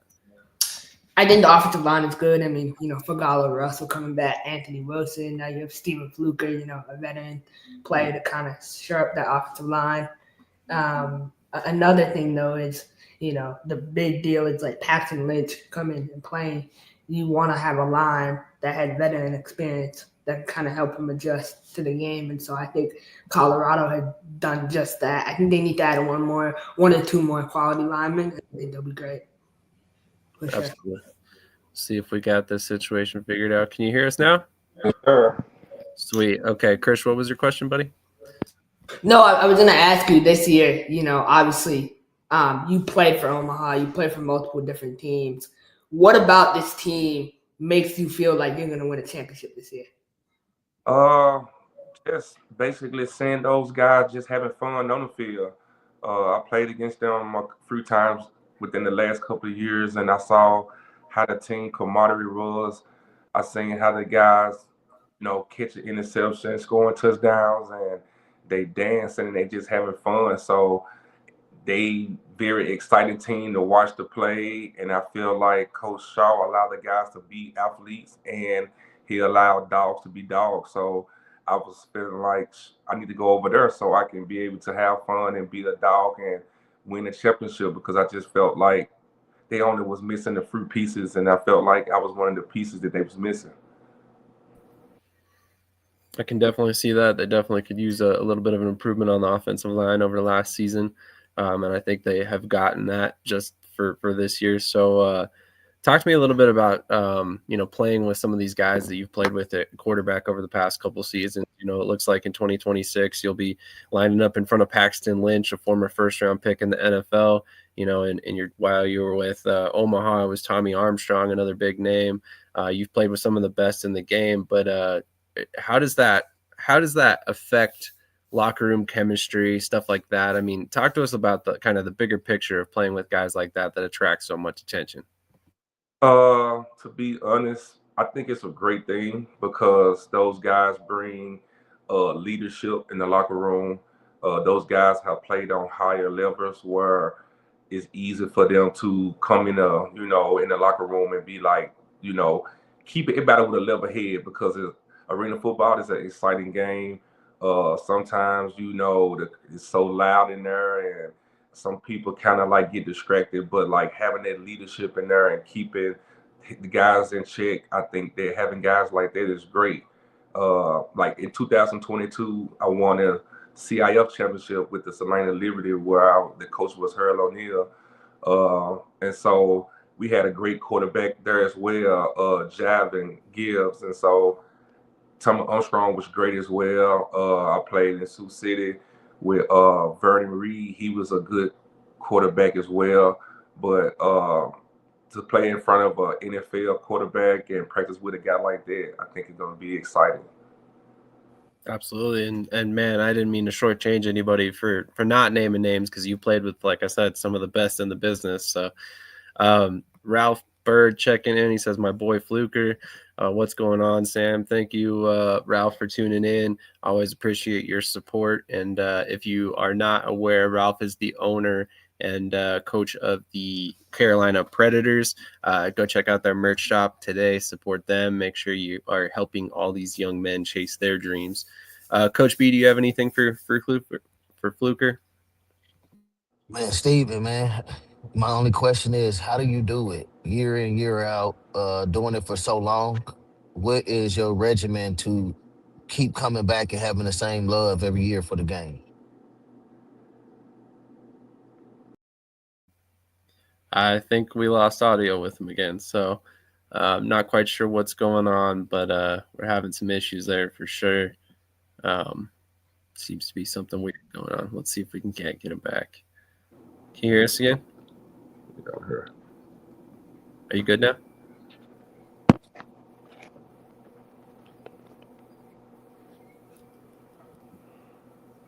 Can you hear us okay, Steven?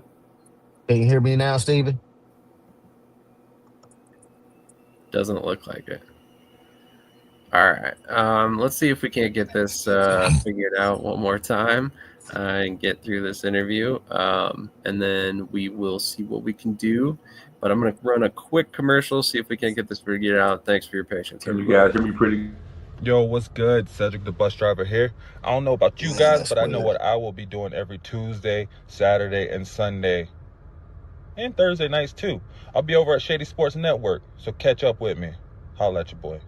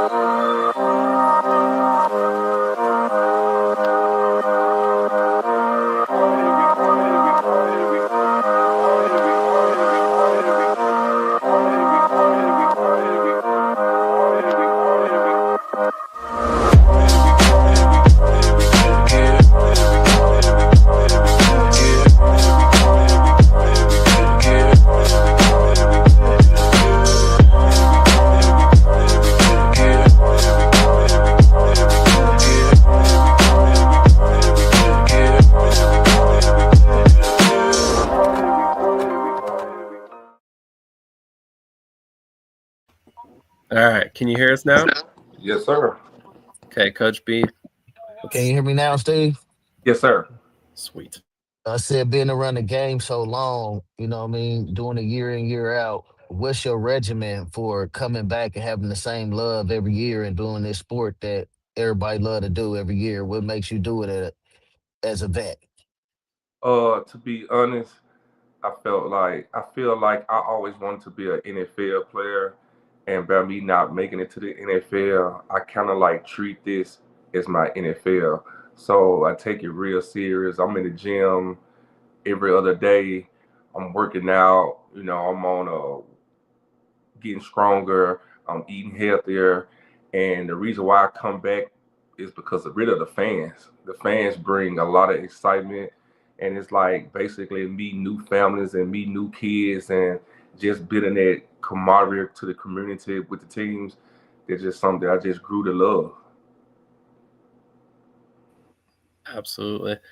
Krish, do you have anything?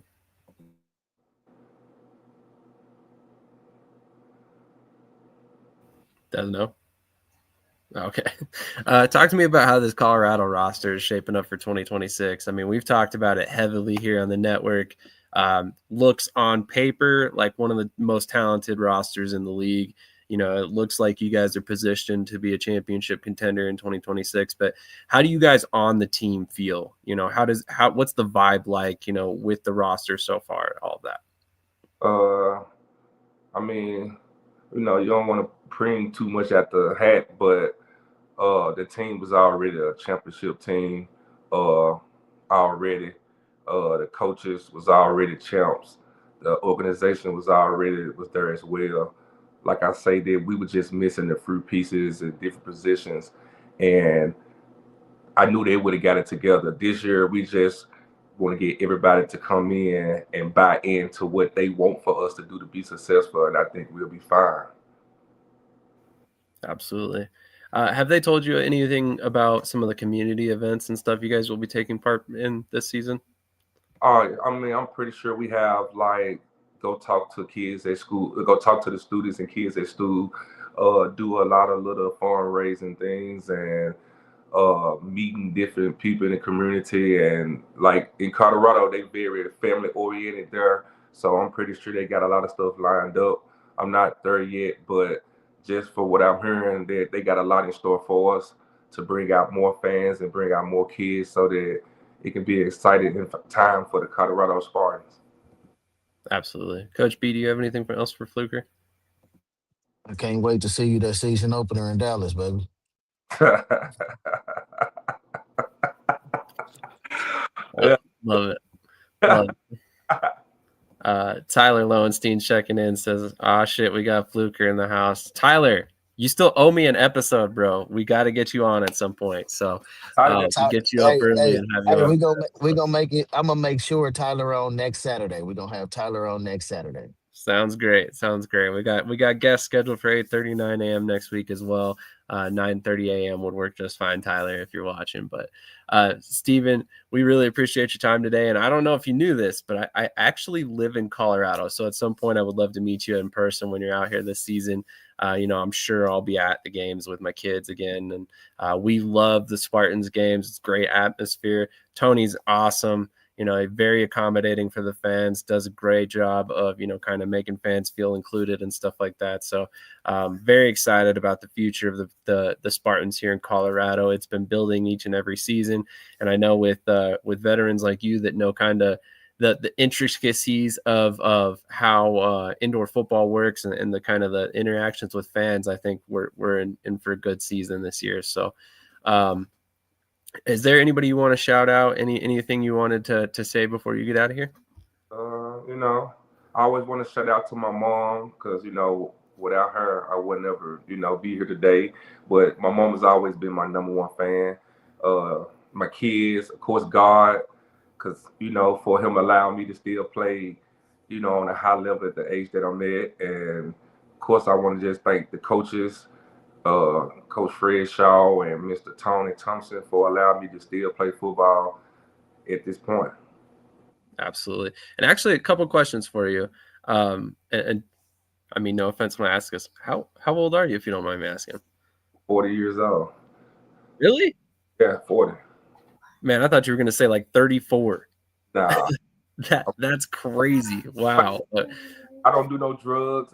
Like I say, I take care of my body and I take this game serious because I like to play it. I love to play it. And I take this game as if it's my NFL. So I don't take it for granted, and I feel like once I start to do other activities, then they're gonna take away from what I'm trying to achieve. So I That's guess amazing.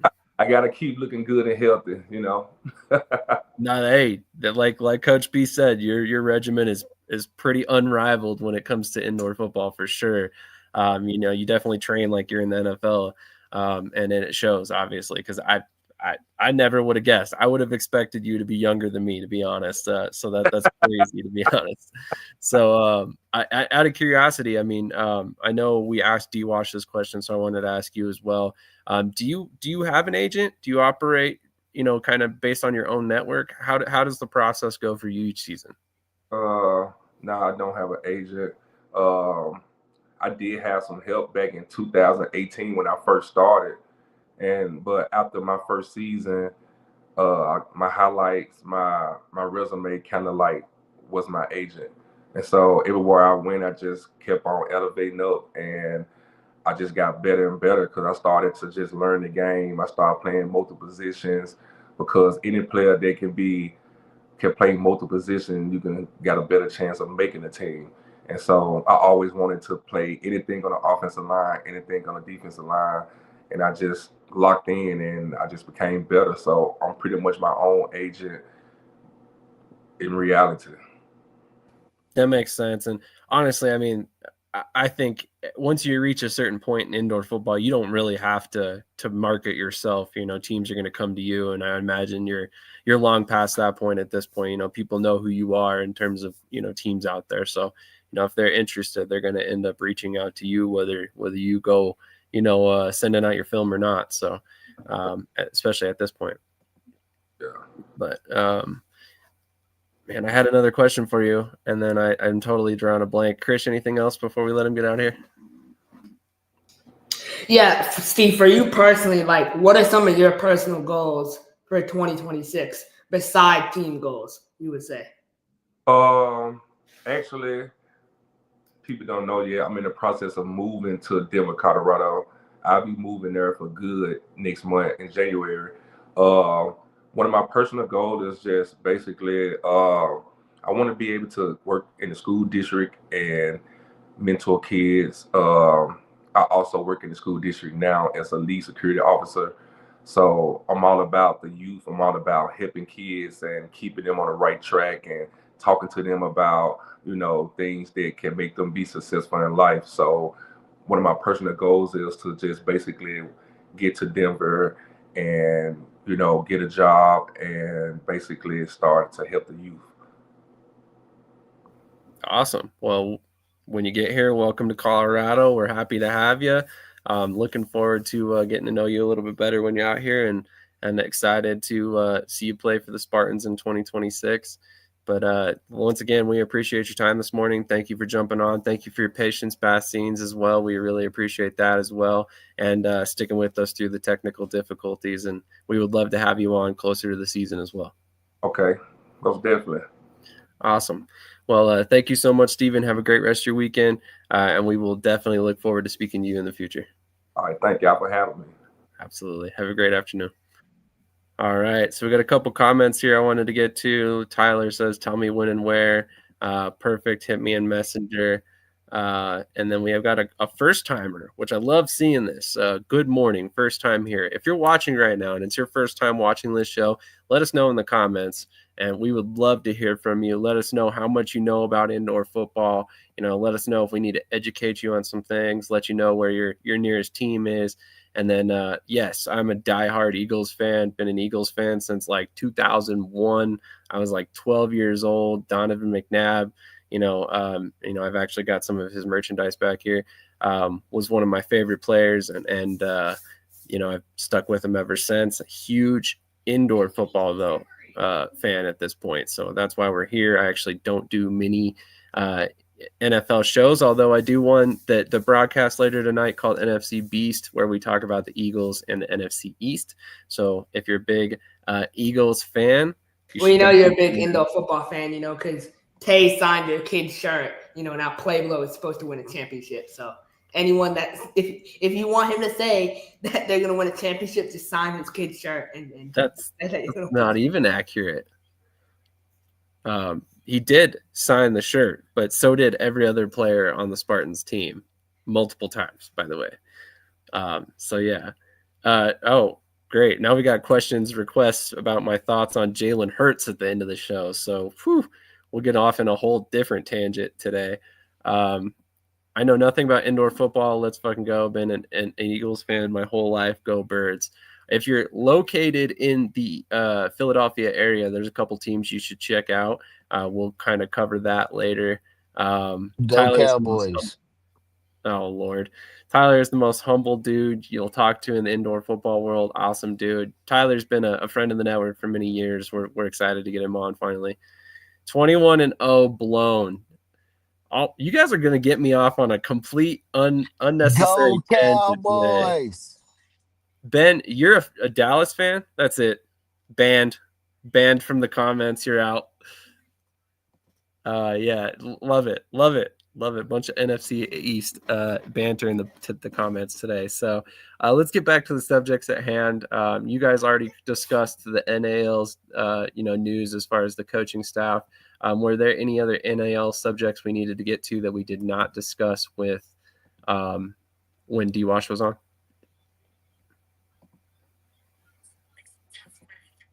Oh, some of the moves See for it. the NAL.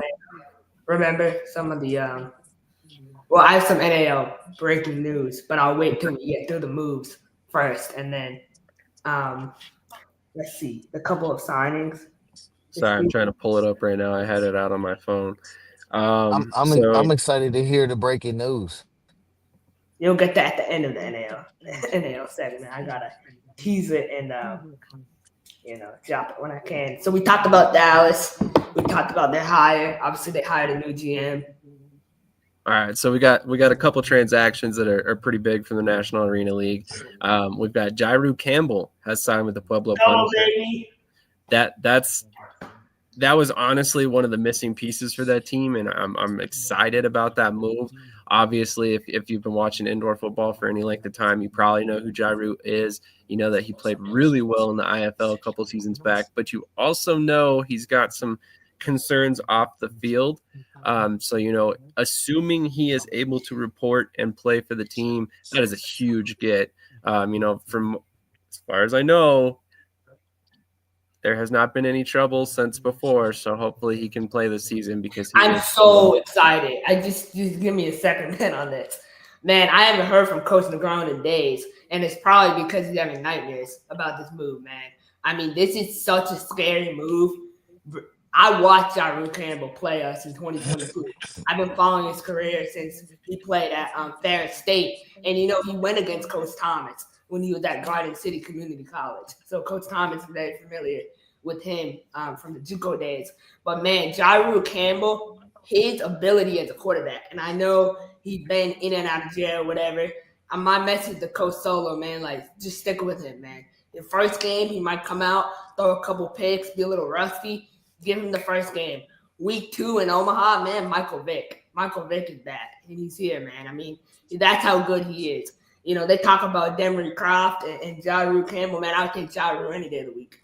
Honestly, Jairo is just so – hit the 36 touchdowns in 11 games, highly productive, everything you want a quarterback he has. And I know, he's been in and out of jail or whatever, but you know what? Everyone makes mistakes, right? I mean, I'm sure, it is what it is, man.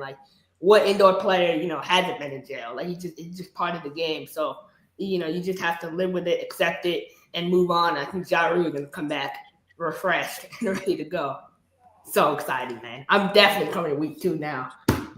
I got to hop off. Got some work and dad responsibilities. Coach B and Sam, I'll reach out to you guys later today. Krish, you being you. Have a great day. Oh, my God, Krish, please someone check his cup again. Yeah, we'll check the cup after the show. Just because you met in jail, come on, man. Look, he's probably a better person now, and people make mistakes and whatever, but trust me, man. Jairo in the NAL, it's over with, man. I'm coming week 2. I was thinking man, I'll wait till later in the season. No, I'm coming to see Jairo. I want to see Jairo. I'm so excited. I can't wait. Just to give you guys some background, if you're not familiar with Jairo Campbell, this dude's 6'5", 215 pounds.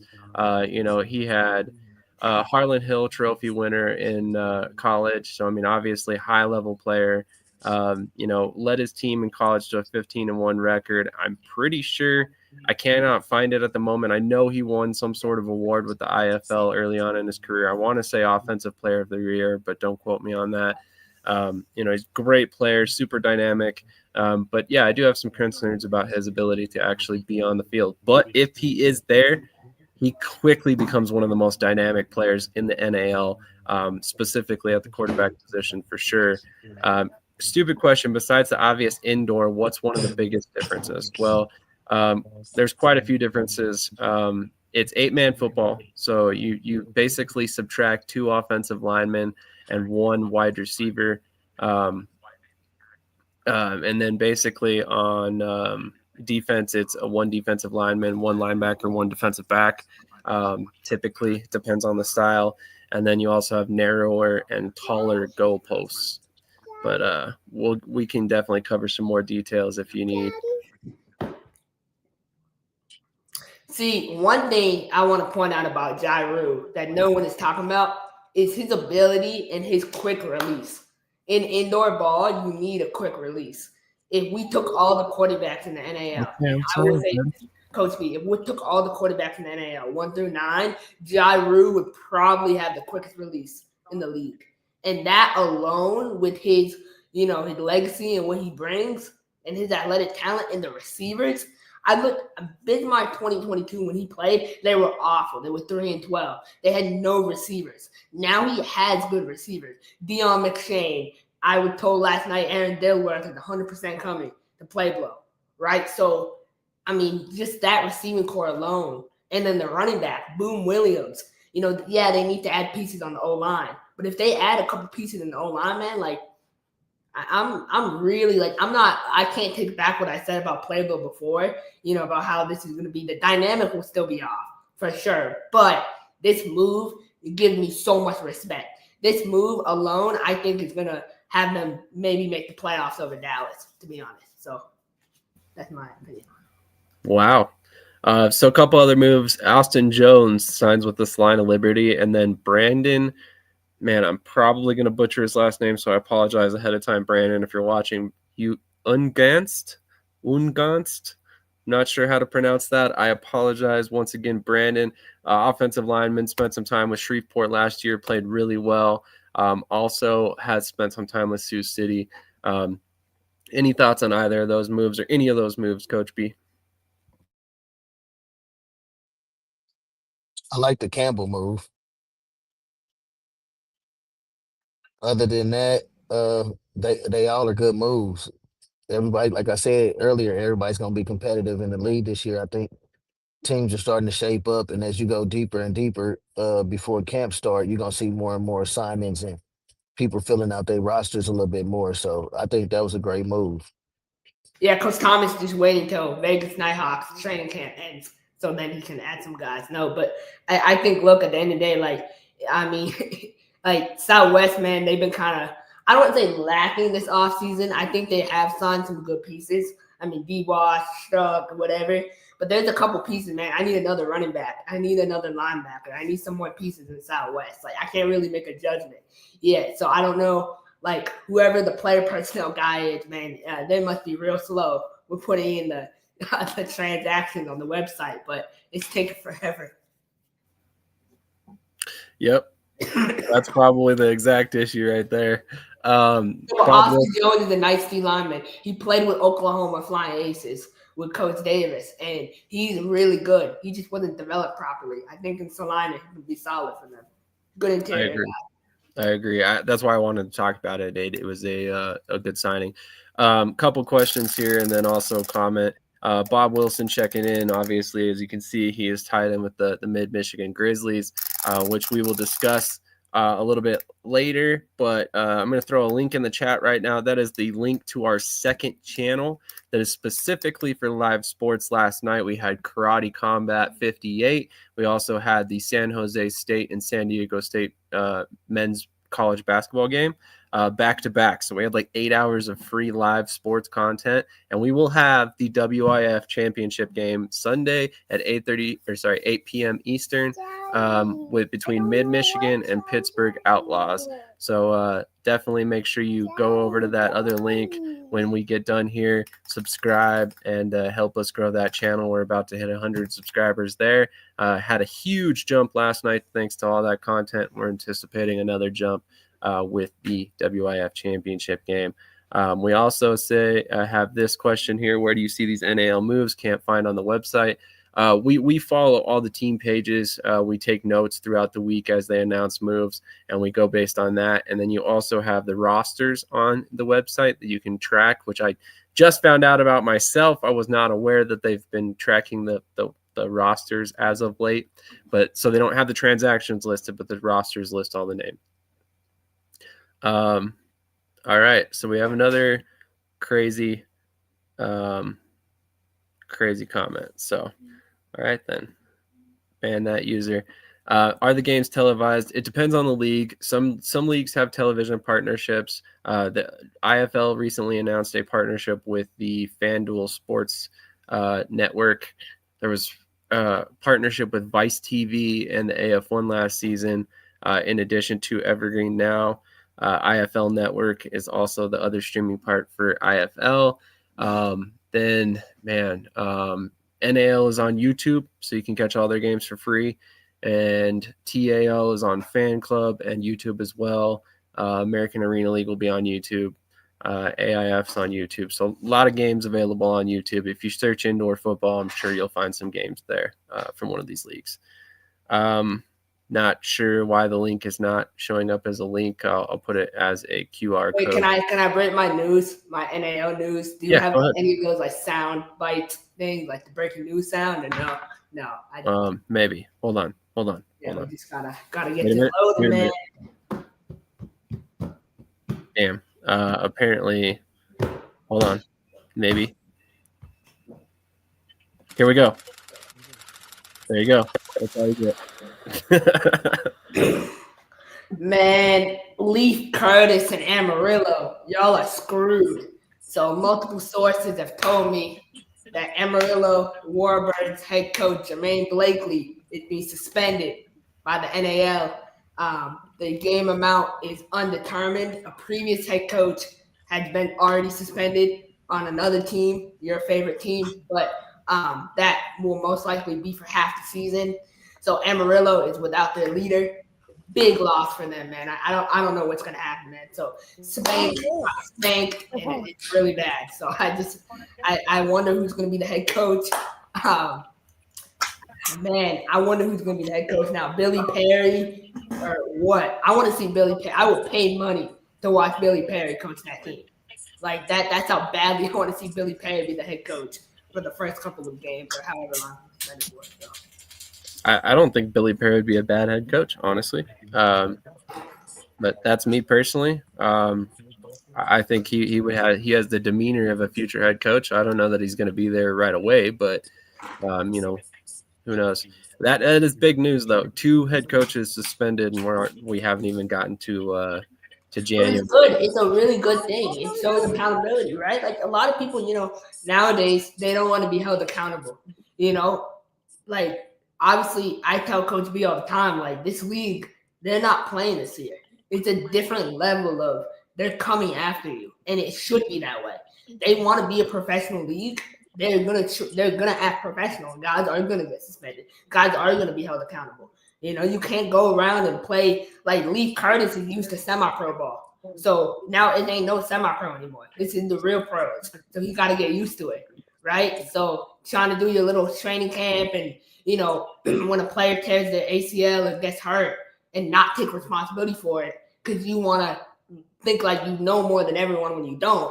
So now it's like, now you get the consequences of it. So I suggest, this is my suggestion, if I was Amarillo, this is a smart thing to do, but they won't do it.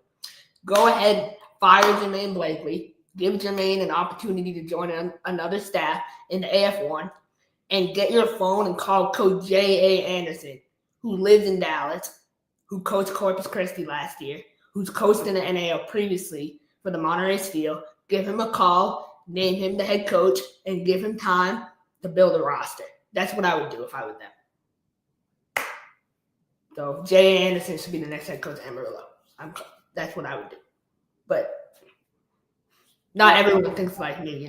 Messiah has a certain way of thinking. So that's just my opinion. Yeah, that would be cold-blooded as hell. Hey, we're going to have this mini camp, and you're going to take the responsibility in the fall for it. You're going to get suspended, and then we're going to fire you because you got suspended and replace you with another coach.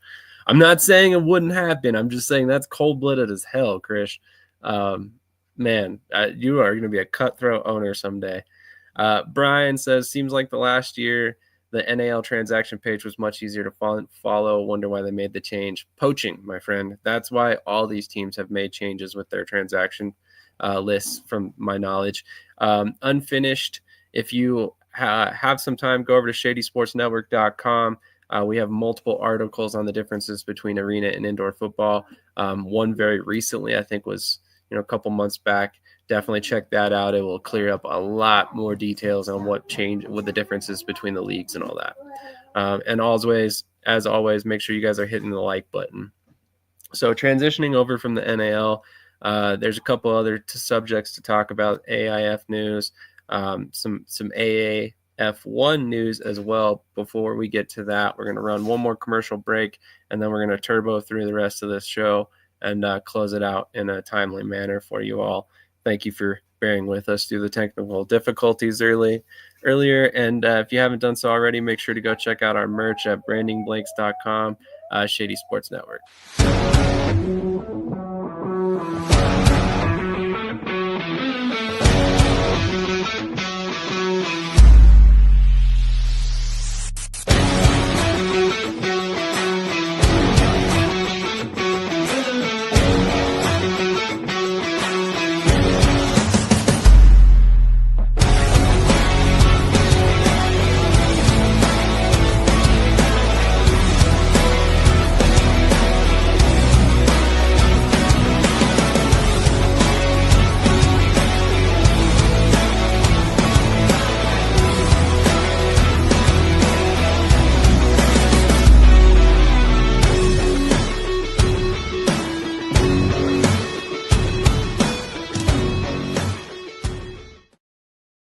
All right. And one more.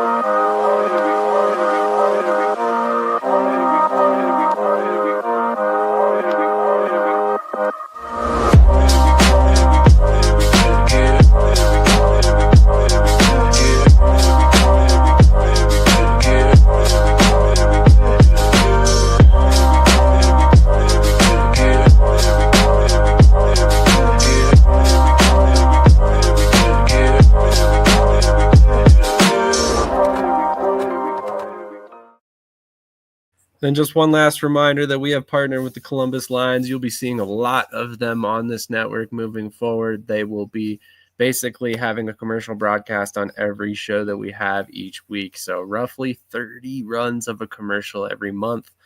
Should be a lot of coverage for them. So transitioning over to the AIF, the Wyoming Cavalry are building a very interesting roster, which now includes Antoine Smith, formerly the defensive coordinator for the Rapid City Marshals, and a former defensive back for them as well. And then also they signed kicker Michael Hall. We heard mentioned before that Jared Myers was also going to play for them. So interesting roster that they have built. Todd Simmons will be spending some time with them as well. Dom Montero is going to suit up. Krish, Coach, any thoughts on the Wyoming Cavalry roster and some of these guys that are signing with that team? I don't know if it's these guys are really signing or they just doing this for publicity, but I really think Dom is trying to play. And I think this is the craziest thing ever for the owner of a league and the team to play in a game. Yeah, I kind of wonder if that's not his way of offsetting some of the pay that he's paying other people because Todd Simmons is coming in to play, and granted he's only going to be there for a month, and he's played some football in the AAL too, so maybe he's not making a ton of money. Would not shock me. But Michael Hall is a pretty solid kicker who's been around the block. So I imagine Michael Hall was posting that he's worth $1,000 a game. So yeah. that's the thing. Don Montero doing what Don Montero does. He overpromises people and then he doesn't deliver. And he'll pay Michael Hall $200. Michael Hall will leave after 1 week. Like that's what's gonna happen. So Do you think Michael Hall worth $1,000 a game? no kicker is worth $1,000 a game. I would not say that, but Okay, maybe no kicker in the IFL. $1,000 is a lot of money to pay a kicker in the IFL, the market. Yeah, in the IFL. Okay, I would agree with that. I would say if you're in the AF1, I think there's a lot more ways that kicker becomes valuable. Axel Perez last year, he made over a minimum, but he didn't make like 1,000. He made close to it, but not 1,000. Like that's what it is. 1,000 is a lot of money. I don't know. Like I said, a good kicker can make a good team great. Having somebody you can rely on in situations where the game's on the line, you need 3 points, or you just need to score points, and it can matter. If you have a kicker you can count on, or a kicker that you have to game plan around because you don't want him on the field. So I think kicker is one of those positions where some coaches devalue it, but I think it's a mistake personally. But that's just my opinion. I'm no expert by any stretch, but moving on to the AF1 news, quite a bit of it at that. First piece of news that I think is pretty substantial is that Ben McToy has resigned from the Minnesota Monsters. And he's in the chat, or was earlier. So I, to be completely honest, I'm not sure of the circumstances behind his resignation. All I know is that he put a post out that said he will be leaving the Monsters and will be looking forward to other opportunities that he will be a part of. I know that he's still employed by the Wheeling Miners, if I remember correctly, and is also assisting some teams in the AAL2, if I'm not mistaken. Krish, you would probably know better than I would. Yeah, so my comments about Ben, I'll just start it by this, and this is going to be really blunt. I don't want this to come off as wrong, but it'll come off as wrong. So first with Minnesota, I reached out because unlike you guys, I can admit when I'm wrong. So I apologize to Steve Walters. I sent him a message, apologize for my comments last week. I was a little out of line, a little fired up, whatever. He still hasn't responded, so the ball is in his court. I advise him to hit it back. But for Ben McCoy, man, I mean, look, he slept in bed with Tony O'Neill and former owner Brent Laprie. He woke up one morning and they both weren't there. And so he was stranded.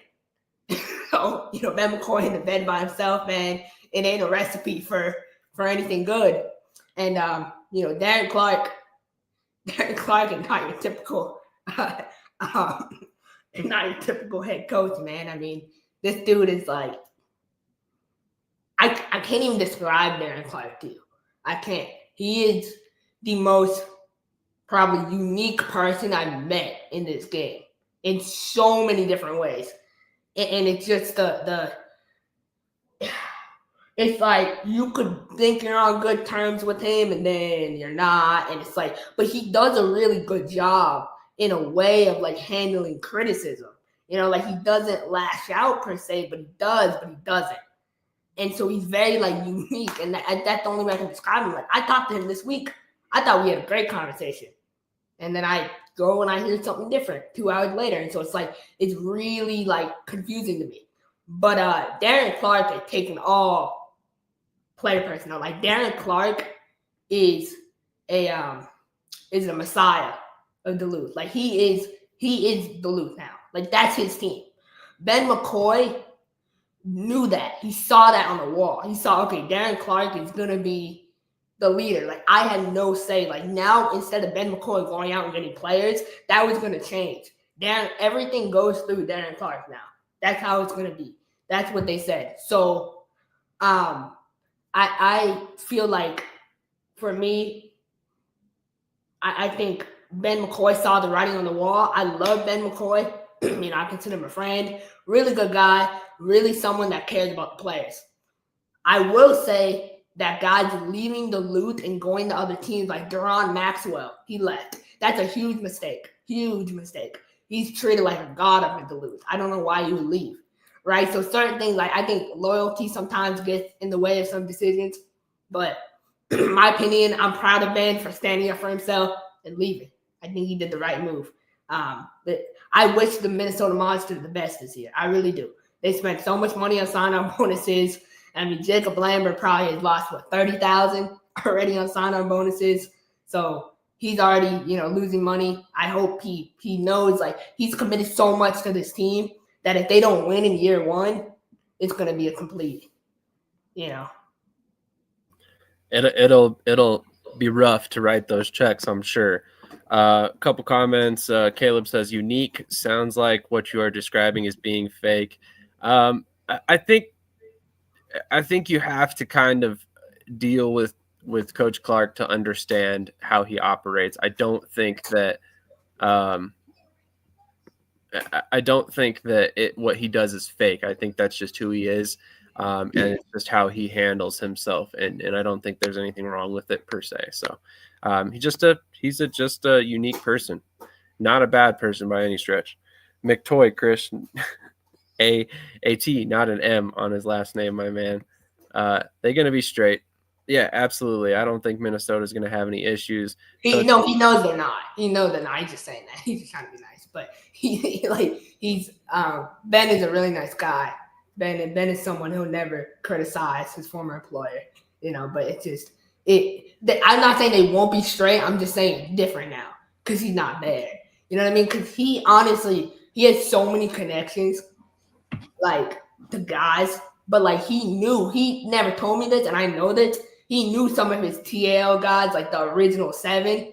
Maybe one of the 7 guys would have made it in the F1, but other than that, they would have all got destroyed.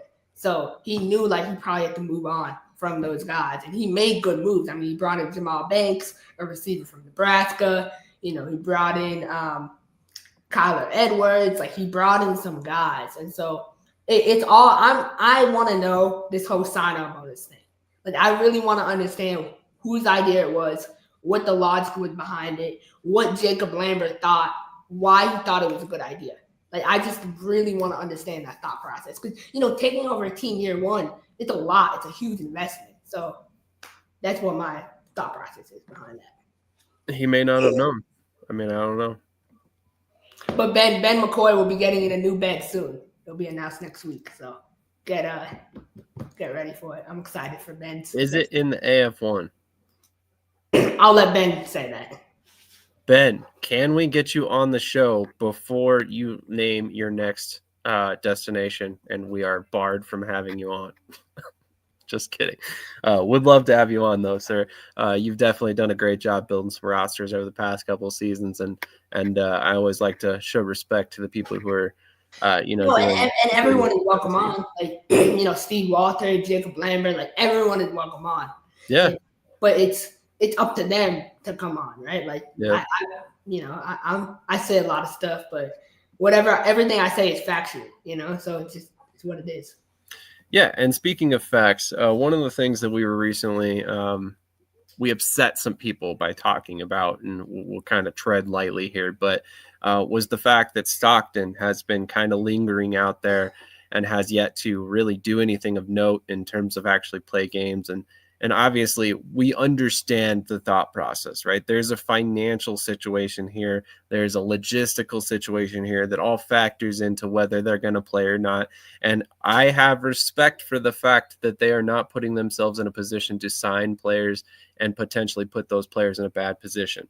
That's great. I am glad to see them operating as such. However, Stockton has now, I believe for the 3rd season straight, announced that they will not be kicking off in 2026. They still anticipate trying to kick off in 2027. So we have yet another year of AI-generated uniform mock-ups on Twitter, which I know everybody in the indoor community is super excited about. I know I'm excited about. I would love to see Stockton ultimately get to the finish line and get to the field, because I think they're doing the right way and they're not trying to screw anybody over in the process. But at the same time, it's getting to a point where you have to wonder if this franchise is ever really going to get off the ground. And that's no hate towards the AF1.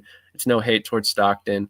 But, a year run up makes sense 2 years, 3 years run up, you have to start really wondering what's going on behind the scenes and if they're actually going to make it to play in games. But I just find it so funny. Like the AF1 is upset about that. It's upset because a month ago I had a guest on and they made some strong comments. Were they wrong though? Did they say anything wrong? No, because to be honest, like you got to ask these questions. You have to ask about like Oceanside on the island. Perfect point. Like you got to ask these questions. It's a recurring theme, and so why wouldn't you question it now?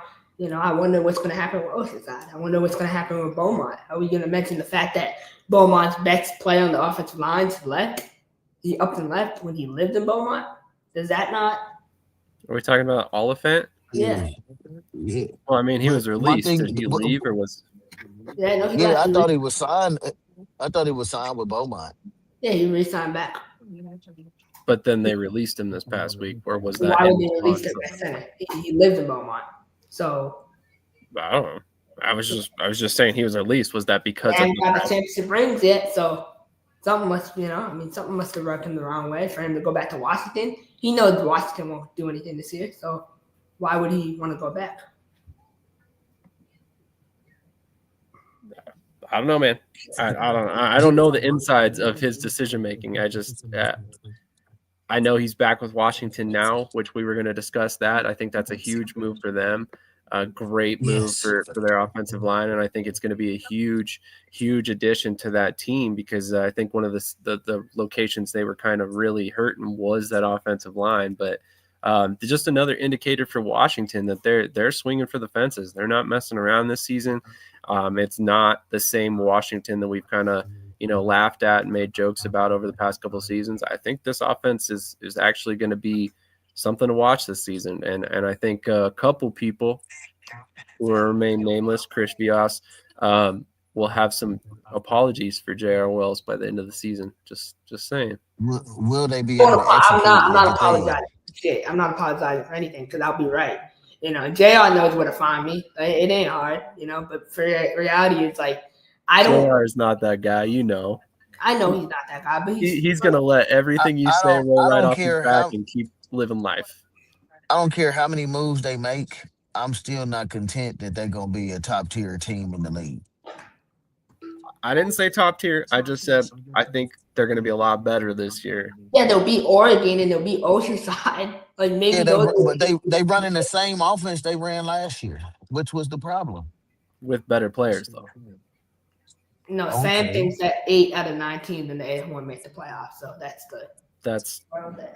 It's not even remotely the case. Just to clear up the air for some of the viewers, we love the AF1 just as much as we love every other league. We try to cover every league. We want to talk to everybody from each league to come on our show and voice their opinion. We don't single the show out for no league. It's for all arena indoor leagues. So AF1, y'all welcome to come on. Y'all welcome to voice your opinion. We always want to hear news and update from you guys personally. So thank you. Absolutely. No, yeah, and I want to second that. Like, absolutely. And if you have a problem with me, like, and if you want to silence me or whatever, like, how about Gary Compton, you refund me my $2,000 I spent on my trip to Albany? You know what I mean? Like, you refund me my money then. You know what I mean? Because I spent the money. So you see all these talking heads on Twitter. Right. None of the guys can spend money on going to games. All right. We're going down a whole path that I did not want to do. Yes, we do not bias against any league. Yes, if we sound a little salty about AF1 currently, there's an ongoing situation that nobody will respond to us about. So that is why we are a little salty. We would love to get back on good terms with the AF1. So Gary Compton, if you're watching, you have a text in your inbox, man. Would love to talk to you. That's all I got to say about the situation. As of right now, there's a reason why we do not have AF1 guests on, and that would be why. But it's whatever. We've had situations with every league, the IFL, the NAL, and we've been able to overcome all of those with a conversation. I am confident that at some point we will be able to overcome the situation with AF1 with a conversation when it happens. They're very busy right now, focused on the 2026 season. So I'm waiting patiently for that time. And we will not be for the record, bad mouthing the league. Do I have some qualms about the way Stockton's operating? Absolutely, I do. But the majority of the teams that they've worked with this season, I think, are headed the right direction. So, But just to be very transparent, our job is to report news, whether it's good or bad or in fair to any league. We want to make sure that the arena and indoor football is being taken care of and managed well by all leagues, and the teams are doing what they're supposed to do. So that's our job as reporters and as broadcasters for you guys. So don't get mad when we bring in news. I wanted to address this comment right here, and I don't know if this is necessarily pointed towards us. Respect is earned, and I mean, Brian, maybe you can elaborate on what you mean by this. If you mean that we need to earn the respect, I feel that we've gone above and beyond to earn that respect from the league, and they have not given us the same respect by even having a conversation with us about the issue. No, but I want to get Brian's actual opinion on Jake Oliphant leaving. Why does he? You know what I mean? Because that's just a point. It's a point. You know what I'm saying? Stuff like that is stuff I like to highlight because it looks a certain way. You know, that's it. Yeah, which that's fair, and I mean but that's the thing. There's more to each situation that we don't know behind the scenes. Thank you, Ricky. We appreciate this. You guys are stewards of the industry, and that's what we intend to be. For the record, when we're critical, it's because we care. It's because we care. I tell everybody the same thing. I'm an Eagles fan. Have you met any Eagles fans? We're very critical of the team. I'll tell you, my team sucks right now because, quite frankly, they do. And it's one of those situations. I second that. You need to be aware of what you support and the goods and the bad, the good things and the bad things. So yeah, it's a beautiful thing. Coach B, he's with Dallas now, right? I'm not going to say Dallas is going to win a championship because Coach B is there. I told him, Coach B, you're not winning a championship and you might not make the playoffs. But that's what I can say. That's the relationship we have. It's just respect. Even though I know he's full of it, I still always take his opinion in mind. But he knows what's going to happen. Absolutely. So on another note, there's a only one more subject that we're going to get to about the AF1, and it's actually a good thing. So, for everybody who thinks we hate the league, we don't hate the league. But Oceanside has started to announce transactions finally, which is a good move. They're actually trending towards playing the season, which is obviously a good thing. We always love to see that. So, not only do we know that Rudy Johnson is the quarterback there, but they've made a couple other moves, which I'm trying to pull up at the moment so I can get those in front of you guys.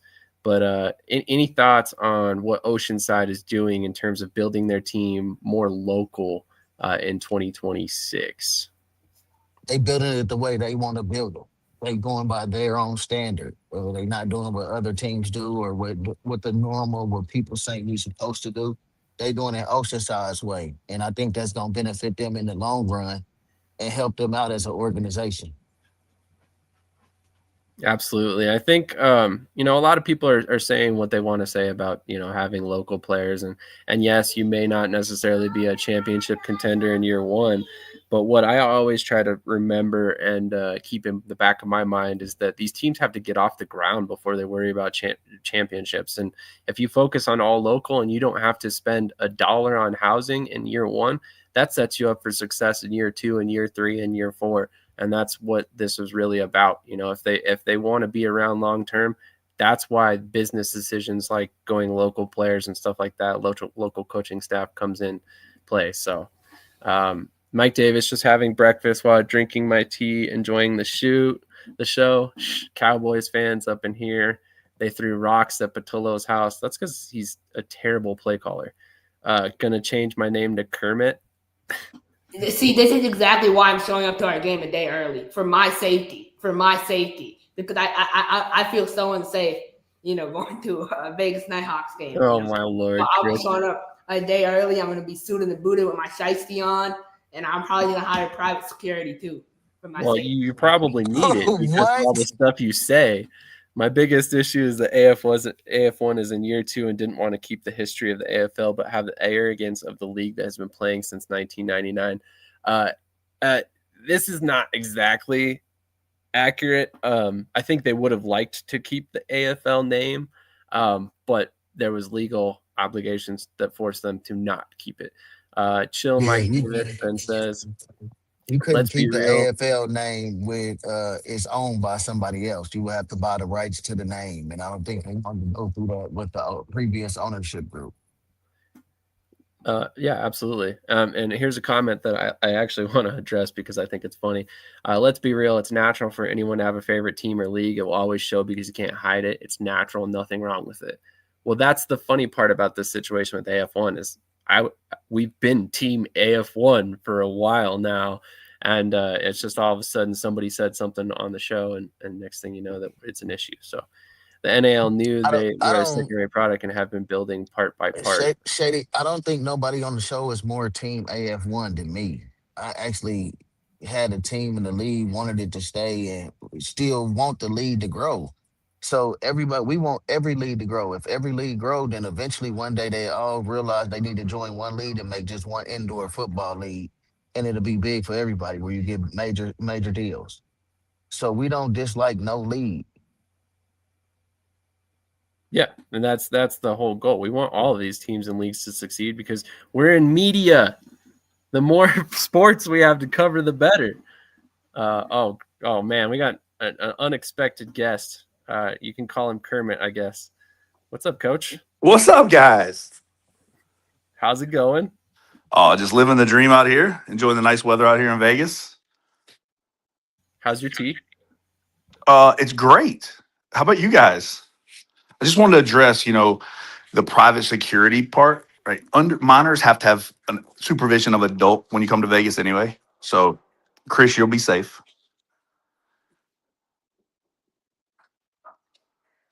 This back and forth between you guys is hilarious. It's all for entertainment purposes. Exactly. Chris knows I got nothing but love for him. But hey, talking about the,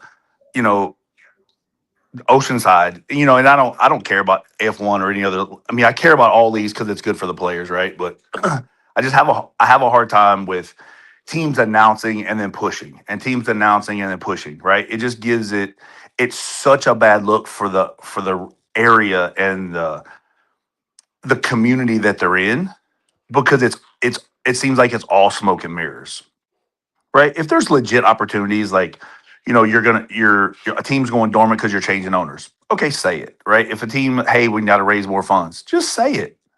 That is the hardest thing, and what gives the indoor arena league such a bad name is because people just don't want to be upfront about it. Like I made a joke. I'd love for a player to come on here and say, "Hey, why'd you go to this team? Because of money." Right? They'll never do it, right? But it's still, we know that's the majority of the reason. A better situation, a better setup, but a lot of it has to do with money. And the sooner everybody understands that, the easier it'll be. Not only that, Coach Davis, to run a franchise in California is double the money that it would be anywhere else in the country to run a franchise, and I don't think people understand that. It take, and I think Stockton did do a good job of saying it in a press release. They said they need to find another owner. You know what I'm saying? So basically, they saying they need some more money. Yeah. Okay. Bunch of comments to roll through. Chris, Ben, from my perspective. hold on, Ben. Get back in the bed, man. Hold on. In, the bed, Ben. In order. Hold on. Okay. Just calm down, Chris. I know you're fired up. Somebody said something. It's going to be okay. We'll get to it. Chris, from my perspective, constructive criticism with the genuine desire to help is always welcome. Being a professional is not something easy for some. And that goes both ways. That's a two-way path. That's all I'm going to say. That guy, Seth Rob, remember that name. You're one for my dog. Kermit, I'm dying. Coach Davis. Mike, not going to let up. He got his black forces on. I'm drinking tea. And please remember to hit the like button. Okay, Krish, what would you like to get back to, sir? Oh, no, nothing. I was just telling Ben to get back in the bed. That's all. Oh, okay. Sorry. Man, Hey, Ben's not under a muzzle anymore. He can come on the show. we were hoping he would at some point. Yeah, we'll get Ben on here probably next week. Have Ben come on, speak his piece. But I ain't gonna lie to you. Like I said, Coach Davis, it's hard to run a franchise in California. It's double the money. You got to have double the money that other franchises have. It's hard to run a franchise anywhere. I don't care where you are, right? Like people don't understand. Vegas, we spend $251,000 a year on housing for 6.5 months, right? Now, we're not special, better than anybody, right? But then it's expensive. These big cities are expensive, and people that come in and think, "Oh, I'm gonna do this on a limited budget," makes it very difficult. Not saying it can't be done, but it's one of the you got to give a shout out to Ricky, right? Ricky's found a niche in Omaha that makes it work for him, right? And the beef, I mean, I worked for him when I was first getting in the business, not for Ricky, but for the beef. And so it's like he's found a niche, and that community embraces him, and they work their butts off for it. So when people come in and they say it's hard in this state or hard in this city, it's hard everywhere. But you have to put in the work, right? I make jokes with Krish about it all the time. Like, you want better attendance? Market. It takes money to make money, right? You got to put, boots on the ground, so to speak. The sales world is the sales world, and nothing has changed from that, right? It's the more people you talk to, the more people you're going to have success with. Same thing in recruiting. You can ask Ben. You can ask Brandon. Like Sam, you do it. Like the more people you reach out to, the more answers you're going to get. The more no's you're going to get, but the more yeses you're going to get. Nothing changes when it comes to that stuff. Agreed.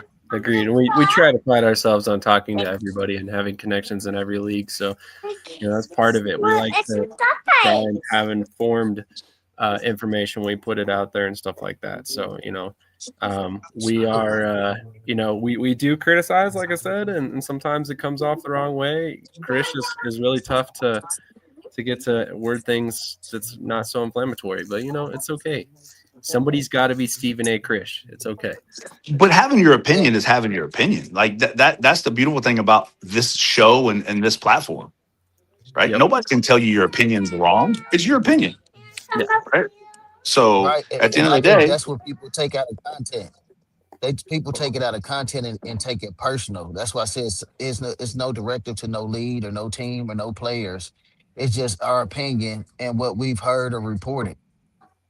And Agreed. just imagine, you see, Coach Davis just said he spends 250K on housing. Just imagine if Oceanside had to house people, how much they spend out there in San Diego, Oceanside area. Be probably 300 or 400K just for housing. This is a great point. Every market has its specific challenges. Vegas has their built arena trade-off, higher player housing. Bay Arena had crazy arena costs, but more outdoor practice areas. Every market has its pros and cons. absolutely. You know what they say about opinions. So we'll just leave that at that. So, if you think ours suck, come on and tell us. That's okay. That's what this show is for. We tell Chris's opinion sucks all the time. And he still just keeps coming with the heat. So, and I love it. I love it. That's every the week whole does point. it. Like, I'm not trying to be professional, That's what it is. Well, we are going to be professional. Don't get me wrong. We are trying to keep a professional relationship with these leagues and stuff like that. Like God isn't professional, right? So why do I need to be professional? That's what it is. I mean, Chris, that's the business you're in, though, right? Like you want to continue doing the business. Like you got to have some level of professionalism in everything we do, right?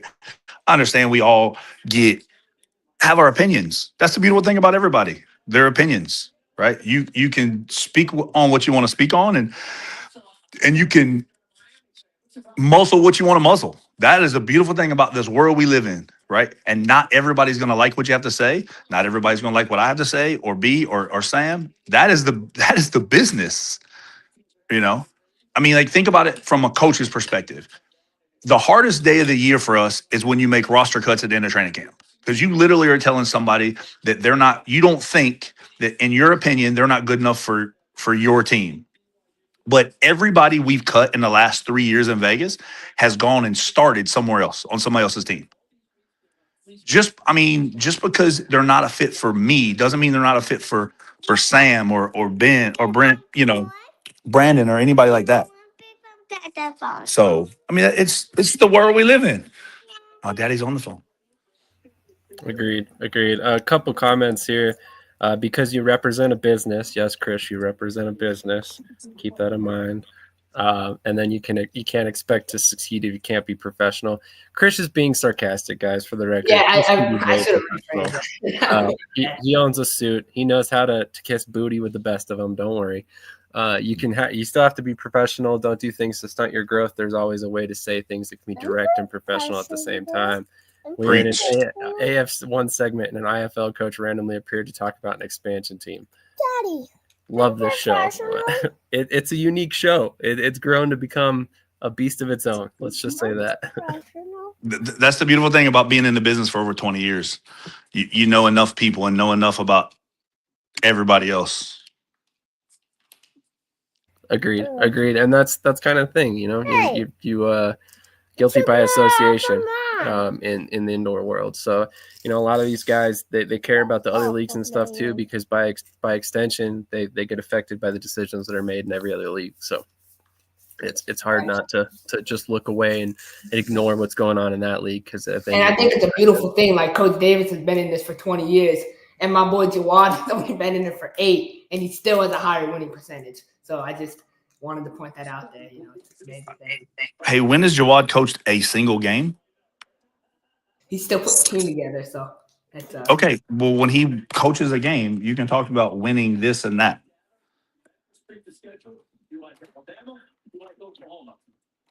That's fair. Well, hey, I think Coach Davis is the only one who can make Chris be quiet. That's fair. Any other thoughts? Anything we haven't covered today? I think one thing, and I got to get off here. Chris, if y'all send me your address, I'll get you some stuff. The only deal is, if I send y'all stuff, you have to unbox it live on the show. Okay. I like it. This could prove to be a very funny segment. I'll do that for Marquise. That's the least I can do for him. So if y'all want some gear, send me some addresses and I'll get some stuff sent out to y'all early Christmas. Appreciate it, Coach, as always. Yep. Y'all have a good weekend. You as well. Merry Christmas. All right. Vegas Nighthawks thoughts on AF1. Let Compton know his thoughts. This is my first year in a regional football. I've fallen in love with it. Coach Davis with the hammer. That was an interesting segment. Like I said, for the record, once you have the link to the show, you always have the link. So that's why we have some surprise guests. No, and I didn't mean that. Like I wanted to clarify that. Like, I am professional. I try my best. I have more knowledge than anyone on the show. So the reality is, like, I know more about what's going on. I know more players. I know everything. So you look at I'm an index. I'm a walking dictionary, bro. Like, I really am that dude. So, like, I know how to be professional, but I sometimes get heated sometimes. Last week I came on, man, I was angry. I was like, man, that boy Steve Walton, man, he playing with me. Like, I wanted to come for Steve's neck. And then I found out, wow, it wasn't Steve. And so I went back and I watched that clip, man. I felt so bad. I felt so regretful. I'm like, I can't believe I said that. So I reached out and apologized like a man. I reached out to Jacob Lambert too and apologized. Like, sometimes it's just the heat of the moment and stuff happens. I want to apologize to Tane Solo till they make the playoffs, but that's like, I have certain criteria. I don't apologize to everyone, but when I'm wrong, I do. Yeah. Krish, go send you some new tees. I'll hit Southern team announcement win. We are waiting on that Southern team announcement. And I understand, like I said, people say that it's petty for Mike Davis to come on here and comment on other people. I don't think that's necessarily the case, because, as I said before, to the casual fan, they don't know what the difference is between the IFL, the AF1, the AAL, the AIF, all these different leagues. To them, arena football is arena football. So if a team comes out and treats it like a disposable resource that it is not, it's going to anger people who try to make their living off of being a coach, being an owner, being a player, whatever it may be, because that makes the entire sport look bad and loses legitimacy. I do want to say something. Like me and Mike Davis, we go at it, man. Like off camera, like I consider Mike Davis a friend. Like really, like, and I'm sure you read me the same way. Like he's a really good guy. He's a really good person, but he tells it how it is, and that's what I like. It's like he's so like he has so much knowledge and he has so much information. Like he tells it how it is, and we need more people like that. We can't have people that run around the bush like that. Like Ricky, he tells it how it is.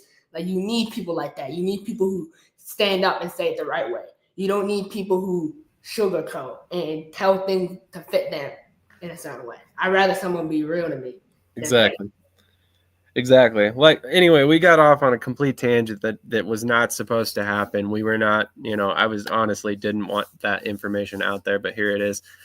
So yeah, there are some situations that we're trying to work through, and it might be kind of tough, but it is what it is. At the end of the day, we don't hate on any league. We want them all to succeed. So, at the end of the day, like I said, once we have a conversation with AF1, I'm confident we can smooth this over and make them understand that, at the end of the day, this show is designed to allow people to come on and say their opinions. Is it designed for people to voice bad opinions on other leagues? Absolutely not. But at the same time, again, people are going to have opinions. It's one of those things.